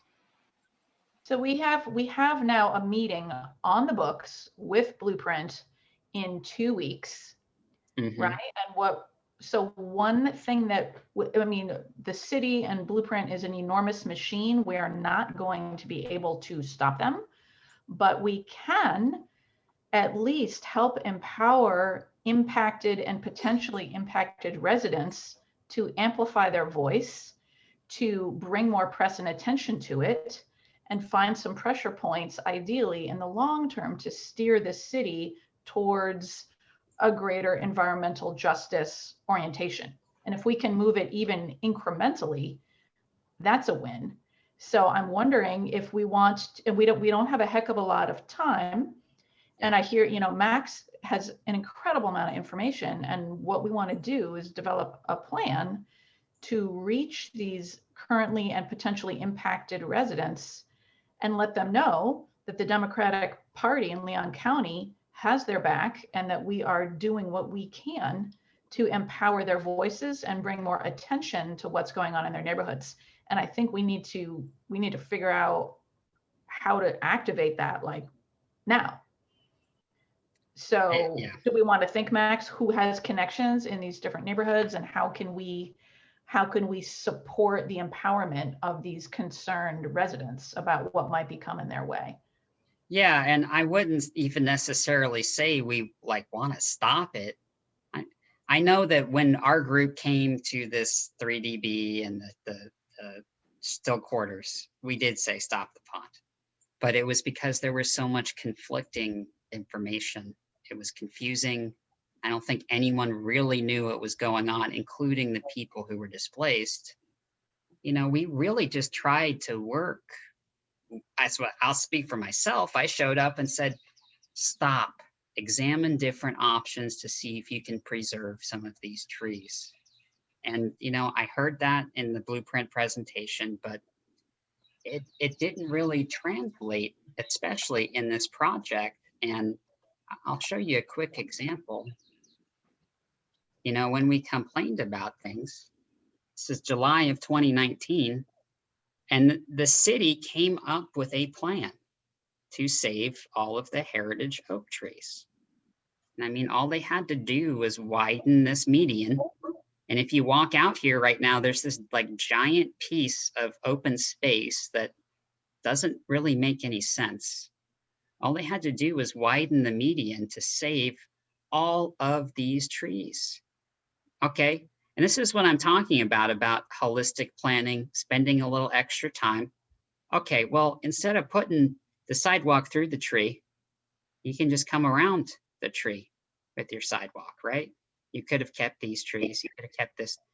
It just takes a little bit extra. These are the only 2 trees that are being preserved. And there's a 6.5 foot wide tree here. There are 5 foot wide trees here. These are all 5 foot wide oak trees. I mean, these are rare. You don't see these, but you know, the translation that came out of when we started complaining was, oh, trees versus people. No, this had to do with the displacement and the entire planning process, because I'm just telling you, if this appeared in front of me as a commissioner and it showed a road over a neighborhood with the pond, I would say, you know, guys, there's a better way to do this. Like, we were talking about this PD&E and recommending different things that don't impact people. Well, where was the consideration here? And it unfortunately follows a trend of development patterns, because it's always the Black neighborhoods. Okay, a little history lesson where, you know, why neighborhoods where they are right now is because we forced people through redlining to live in these areas. And they're usually the low-lying, flood-prone areas. All the rich landowners and the slave owners, they had the choicey piece of land, the stuff at the top, so they could see down. Well, when it comes time to redevelop, who gets hit? It's these people, these that have been in, these were self-sufficient neighborhoods. And you were looking where that other pond is and that stuff, that was another separate neighborhood with a long history of civil rights, you know, generations of people. And we were discovering that they're not being paid correctly either. And one thing that came out of all this is, and I'll call on you just 1 second, Deanna, is that Blueprint will be using the federal standard when relocating people going forward. So there aren't going to be homeless people because they're getting kicked out of their homes. That is one little incremental change that we have seen. And see, the original project was supposed to come over here, that spot right there, and then drain out, and then potentially you could have another pond over here. Really, you could have had the pond here, come over here, put it here. None of these plans that we're doing are going to be 100% perfect. You know, we're going to displace people. We're going to cut down some trees, but this would have been a lot better. And if we'd had that master plan in place, well, have a pond here, have a pond here, have a pond there, and keep your neighborhood, you know? And now we have this Alberta pond, which is huge over here that's going in. you know, maybe we should design that thing in conjunction with all this stuff going on, because they want to build this stuff now and then go downstream and then build this thing afterward, which is upstream of all of these projects. That does not make any sense. And I said I was going to call on you. I got to show you one more thing, which is, you know, we're talking about how this information gets out, right? Well, this was the first time that the plans for this thing popped up in 2015. This appeared buried in a blueprint update when no one even showed up to the blueprint meeting. Well, this little study area appeared and they approved the study area. And then the first time there was they went door to door twice. And then it was approved within a few months. They went door to door in January 2016, which is the first time any like actual normal person would have heard about it. And it was approved by February. That's how little time people had to organize. All right, Deanna, what do you got? Also, when I raise my hand, you don't have to call me right away. I just have a thought and I don't want to forget that. I just want to acknowledge say you. something. So yeah. So take your time always. But I wanted to say a couple of things before I got off the chat. One of them was just a thought, and that was it is I don't know how to say this. With the people versus trees, that just means that the people we are dealing with are very narrow-minded and ignorant, because there's never a situation where it's people versus trees. As an environmentalist, I struggle with that all of the time, and you always realize there is a way to achieve both. Like, it's just not. Anyway, so it just demonstrates that we are working with very narrow-minded people, and it's going to be tough, but that's just my first thought. And then my second thing that I wanted to say before I left the chat was, coincidentally, I always update my LinkedIn, and I get like people reach out to me every once in a while. This sounds super braggy and conceited, but being an MIT grad, having the environmental engineer on my thing, every once in a while, a company will reach out to me and be like, hey, blah, blah, blah. And coincidentally, a week ago, Kimley Horn reached out and was like, hey, you'd be a really good addition. And usually they're like kind of generic, but this one was very specific. Like, oh, like I'm in Miami. Why are you in Tallahassee? Like, very specific to me. So I was like, this is interesting.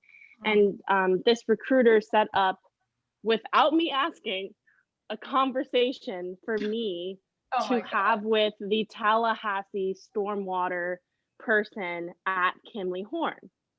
And of course I accepted it. I am not looking for a job. I'm joining the military in September. Like, I'm not going to work for Kimley Horn because, I mean, I'm not going to work for anyone because I'm going to be off in Quantico in September, hopefully. So I just wanted to say that. And I don't really know. I mean, I accepted the conversation. I was like, yeah, I'll absolutely love to talk to the Tallahassee stormwater person at Kimley Horn. Apparently it's a girl that I'm talking to. And I figured I could just casually bring it up. Like, I don't know if that's even possible, but I figured I'd bring it up with you, Max, just to hear your thoughts, whether it's even worth bringing it up. Because it just seems like a weird coincidence. Yeah, I don't know. Nothing, they're locked in. I mean, Kimley Horn is the one who's doing the Northeast Gateway. They did do Cascades. Fortunately, we have a new contractor for Capital Cascades 4. I do not think Kimley Horn is, no offense to them, really qualified to be doing projects like this. And that is, yeah, I'm sorry. I mean, you look at Jones Edmonds again, who did their third-party review. It was pretty scathing. That's, you know, and they know what they're doing. Right. So fortunately, I don't know, if you want, you can, but I don't think it's really gonna do okay. Much good. I don't want to bring it up. I want to get your opinion first, because yeah. Anyways, those were my two things. Okay, well, thanks. Oops. Yeah, Susie. Oh, sorry. I don't know where you're going with that. Yeah. So you guys are like the ones with the knowledge here. Is there a one pager with a picture of the proposed airport gate or whatever you're calling it that will impact Providence and the community on the other side of Lake Bradford that you could make as a PDF and, email it to us, and I'd like to get it to some of the people I know that work at that, Providence Center there. Sure. Yeah, we need to put that together. Blueprint is still working on the PD&E for the airport gateway. So we don't even know what it's really going to look like. That's going to come out later this year. And all we have really right now is that graphic that I showed you with the big blob over Alberta. But Well, again, not that's to be how a- it starts, So Not to be an alarmist then, Claudia, I need to give you some of your own acupressure because I love that you offered that, by the way. So maybe, is there just something that, little pieces of information and say, we'd like you to join in on a conversation. It's like the marshmallow man right now, and we don't know what it's going to look like, but we want you, or maybe they already are where you said that some of Providence already know. Max, what about the flyer that we made?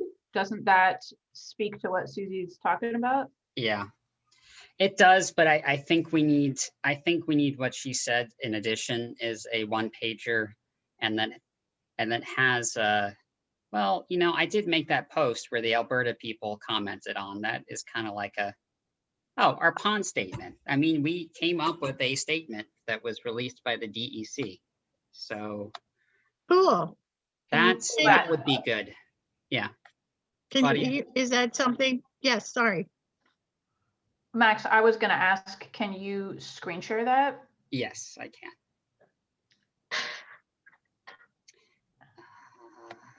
If I can find it. You got a lot of stuff on your computer there. Oh my God, I have so much stuff. I have like 50 tabs open on my all sorts of research and other stuff, external compensation. Oh. And I'm going to need to conclude in about 5 minutes. Yeah. I'm wondering if I think we were thinking about meeting twice a month, but since we have this meeting coming up, I wonder if we might be up for meeting next week. Sure, I'm good with that. And I think Susie and Darwin, I'm not even sure how to reach you. Here, I'll tell you what, in the chat. I'll put mine in the chat. Great. Here, I'm gonna put the pond statement in the chat so you can download it and take a look at it. Really, yourself. from the chat? Yeah. Cool. And I know you got to go. I wanted to share just one more thing that ties all of this into the social justice aspect and what we're really dealing with right now. Pictures. I had it up there for a second because I need to eat some food too. But when we were looking at the compensation that was given to people, and these are the tenants who were displaced within still quarters. And there were 20 of them officially, a few people who didn't get compensated. Well, we're talking about two different standards here. When federal dollars are used to relocate people, the federal standard must be followed, and it's uniform. And it appears that Blueprint used that standard to calculate what people deserved. This shows our affordable housing crisis because people were paying $635 a month, this family, so right around this for most, for the rent and utilities for an entire house. what does it cost to find a comparable home? Can't find it for less than $1,100. So we kicked people out.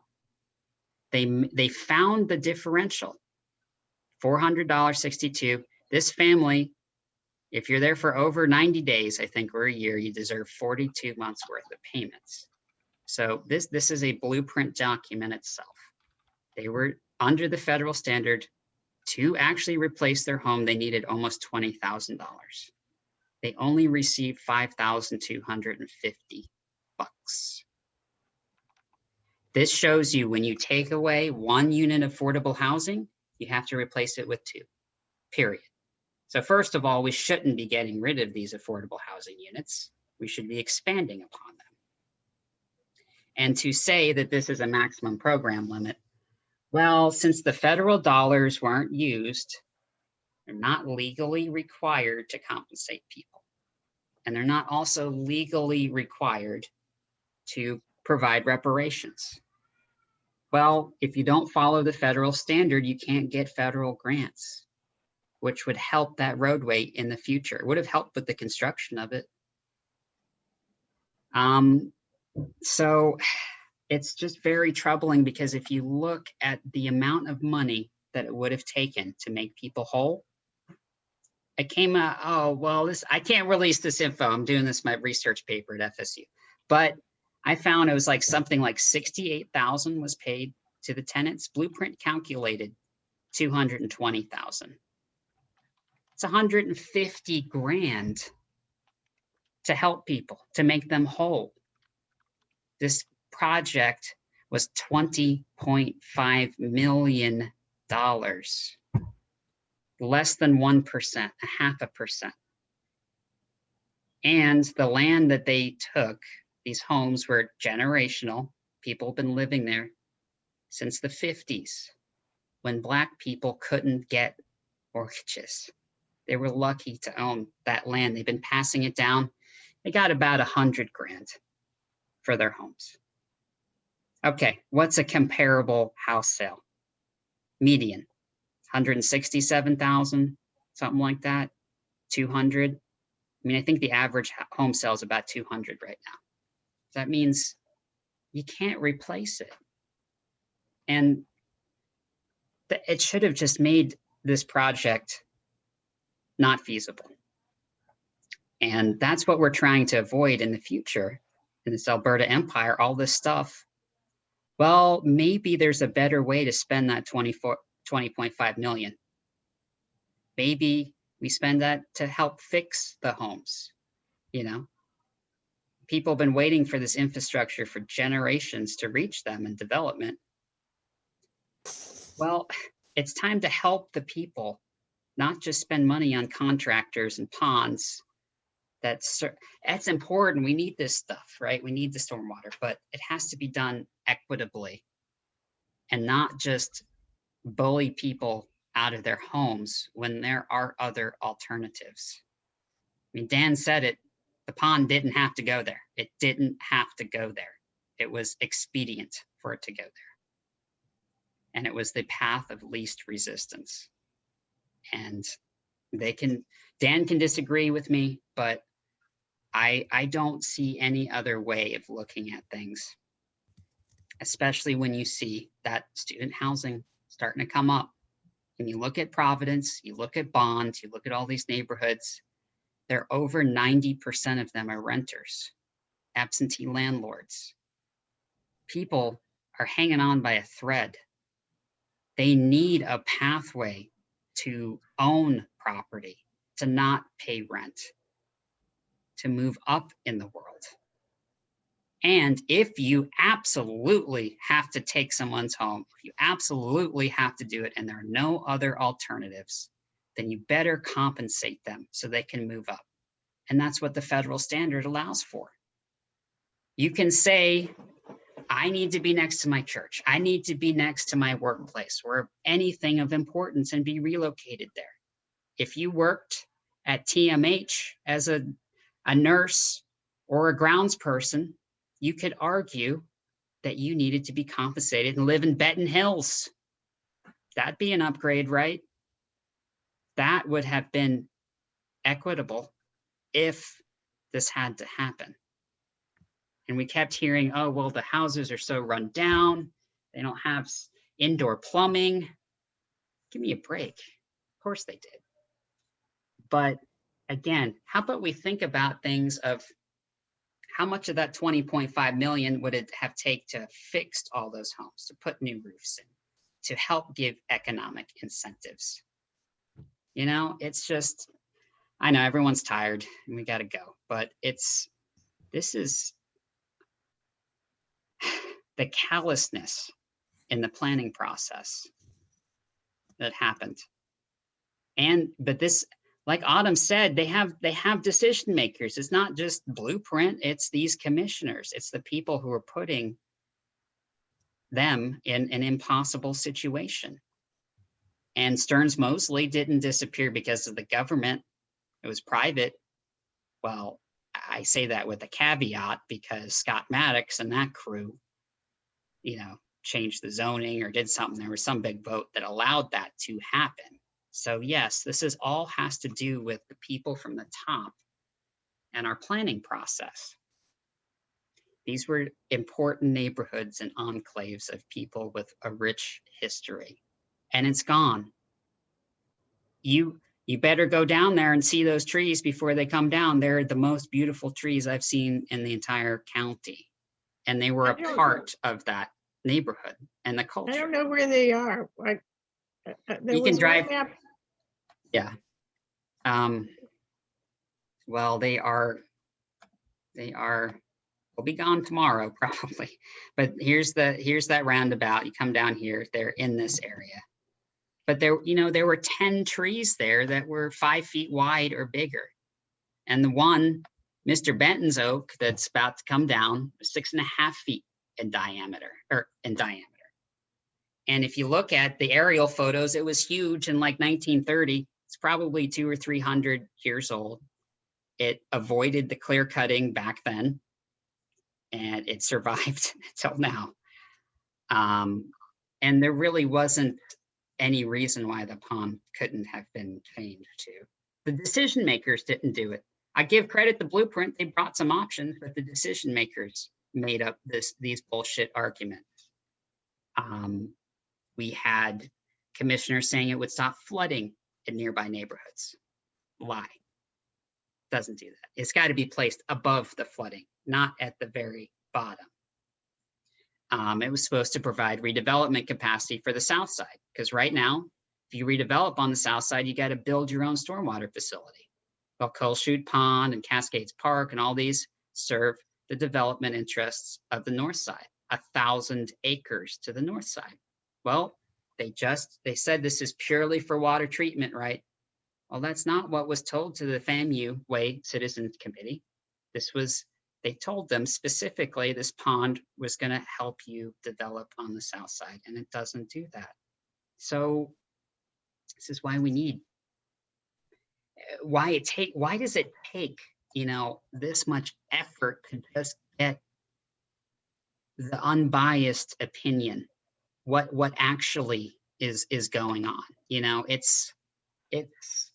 It's hard for me to understand, and I got in on the tail end of it. That's true. Well, here's the Mr. Benton's tree. It's about to come down.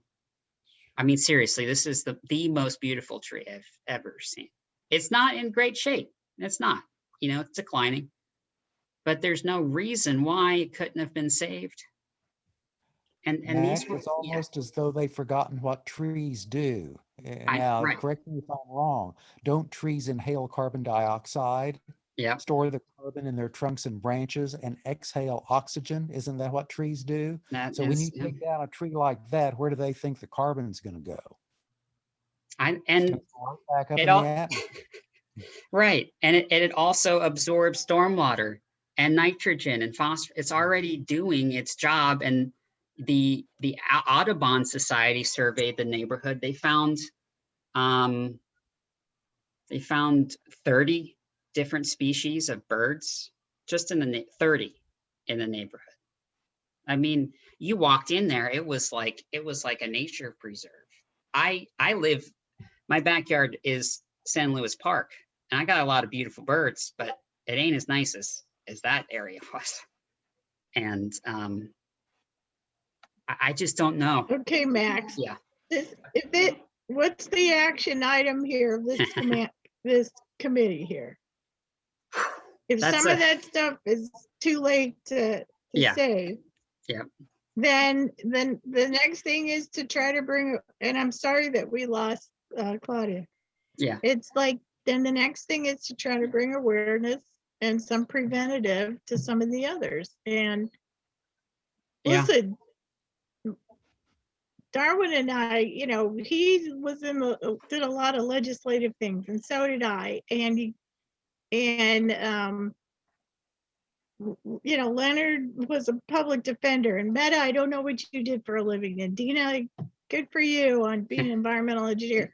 But what I'm trying to say is, you know, 20 years for me of lobbying, this shit happens.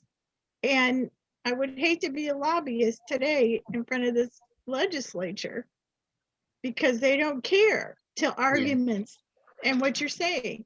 So what is it that this committee wants to try to preserve and awareness to bring?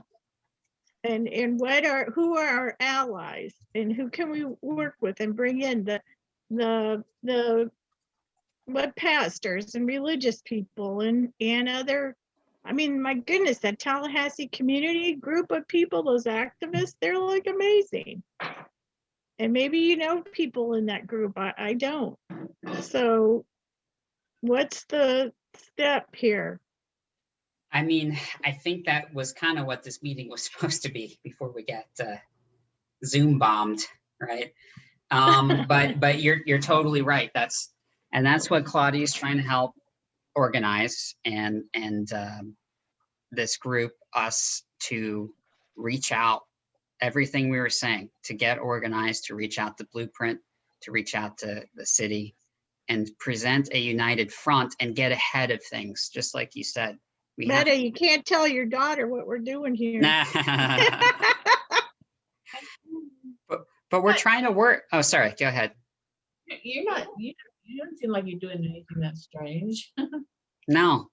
Maybe she would appreciate the pushback. She's got a job to do, and God love her. She's got great patience.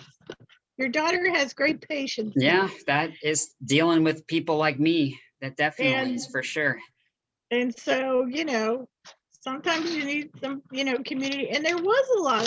I couldn't participate because of my work, but I remember some of the pushback that happened before with FAMU Way and people losing their homes. And it's that price tag you just showed, that was terrible. So whatever is left standing there is like a little bit, some kind of inventory. And then what do we do to help bring awareness and we preventative Band-Aid? I think we need to get on the street. We need to find the leaders. You know, I know Providence is pretty organized. We need to find Alberta people, and we need to bring them to the table, because I keep trying to stress, I'm not trying to like be some curmudgeon that stops all quote unquote progress, but people need to be in on the plans. These are our tax dollars and they're affecting people. They need to be in on the ground level and to figure out a better way to communicate with our leaders. But how do you make them listen? I don't know. You can present as many facts. Facts don't matter, right? Points don't matter. It's I don't know. So, but that is our struggle. And I think that we should get off of here and meet back up next week and talk about it. You have our email, right? Yes, I do. So send some of those other documents that you have, and that's a good way to open my eyes. Okay. Myself. Sure. Yeah. Meta. The only thing that strikes me that, you know, I'm not saying one way or another, but I find a little bit worrisome is there's something, and I'm not saying it's true, but it appears that way to a degree, is there something vaguely patronizing about what you seem to be doing. It's like you get this feeling of, we know better for these people. They're like poor innocent lambs out there, and we're going to help them. And I'm not saying that what you're doing is wrong or right, but there is a little bit of that flavor that I think you need to be careful about. That's all. Yeah, no, I mean, you're right. That is, and we've got a lot of friction from the beginning because of that. But now that we've had these conversations, we're united and we are not any different. And the fact is, people do need help, and we can help provide that. What this entire point is to help empower people to have self-determination. If you want to stay in your house and you like your neighborhood, okay. If you want to sell your property and you're going to get a good ass price for it, and that's what you want, go for it. But we cannot have abuses by our government that force people to do these things. And that's, so, yeah. Some neighborhoods, some neighborhoods feel neglected and welcome outside help, and one of those is Providence. As Max said, the Providence neighborhood is well organized. Walter McDonald III is the neighborhood association president there. And back last year, or actually it was before the pandemic, the Democratic Party Black Caucus approached them about some things because they're in precinct 1313, which consistently has a low voter turnout, and they've been wanting to get a polling place closer to their neighborhood, and they would love some help to do that. They would also like some help with that airport gateway that's going to come through their neighborhood. So they want help and feel like they've been neglected. The Alberta Empire, they're not nearly as well organized. Yeah. Barry, my husband, he did find the name of a neighborhood association president, Tommy, and it was Tommy Mills. Tommy who Mills, ran for sheriff. different Tommy Mills. Mills. In that area. I think he owns property there, but doesn't live there. So the Alberta Empire is going to be a challenge. And again, if they don't want help, fine. If they want to be displaced, if they want to sell out cheap to the city or to Blueprint, and they want to, have to spend a lot more money to find newer places and don't get reimbursed properly, hey, that's up to them. Yeah. There's no way we can force our help on anybody. To follow up, I talk with Walt pretty regularly, and he was someone who spoke at the meeting or was going to against us because he, like a lot of people, didn't really understand what the project was really about. And it took a while, but we have patched things up and we talk regularly. And I called Tommy, I found him, I talked to him, and he said, "Oh yeah, Max, I know you. You post on the Facebook.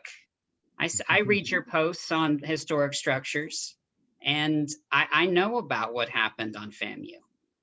We had no idea this was happening in Alberta. Let's talk."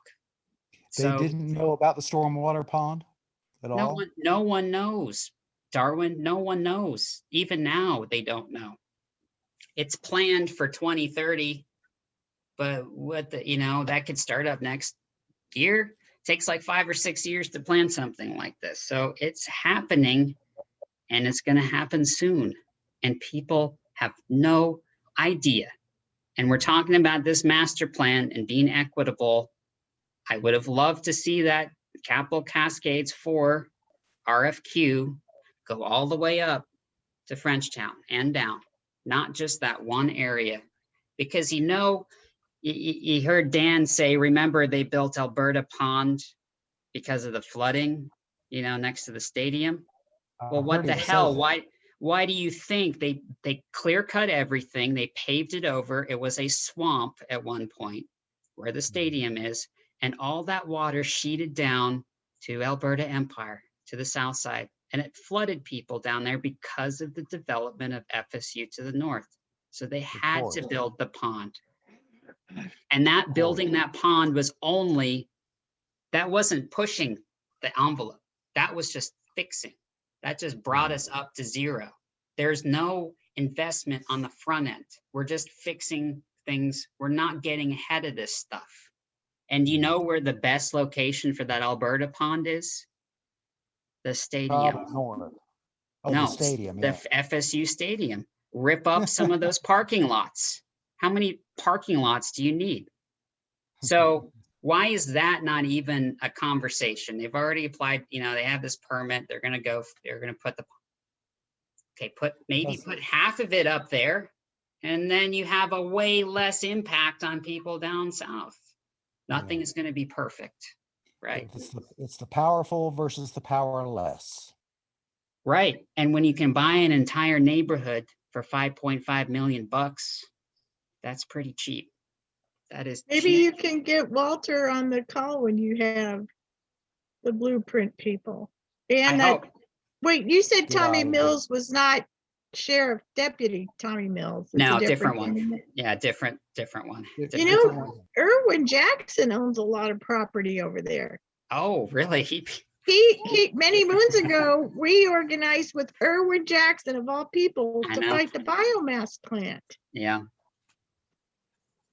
And I like him, man. I don't know. He's a little whack, but you hey, never know. And I haven't Parks, seen- Attorney Parks haven't- has a nice house. Bye, Meta. bye. Attorney Parks has a nice house over there. You know, I haven't seen Irwin Jackson lately. I hope he didn't die of the coronavirus and we missed it, but he has not appeared virtually or otherwise at a city. Oh, That's you true. know, That's long- weird. maybe, hey, stop recording. Okay. Maybe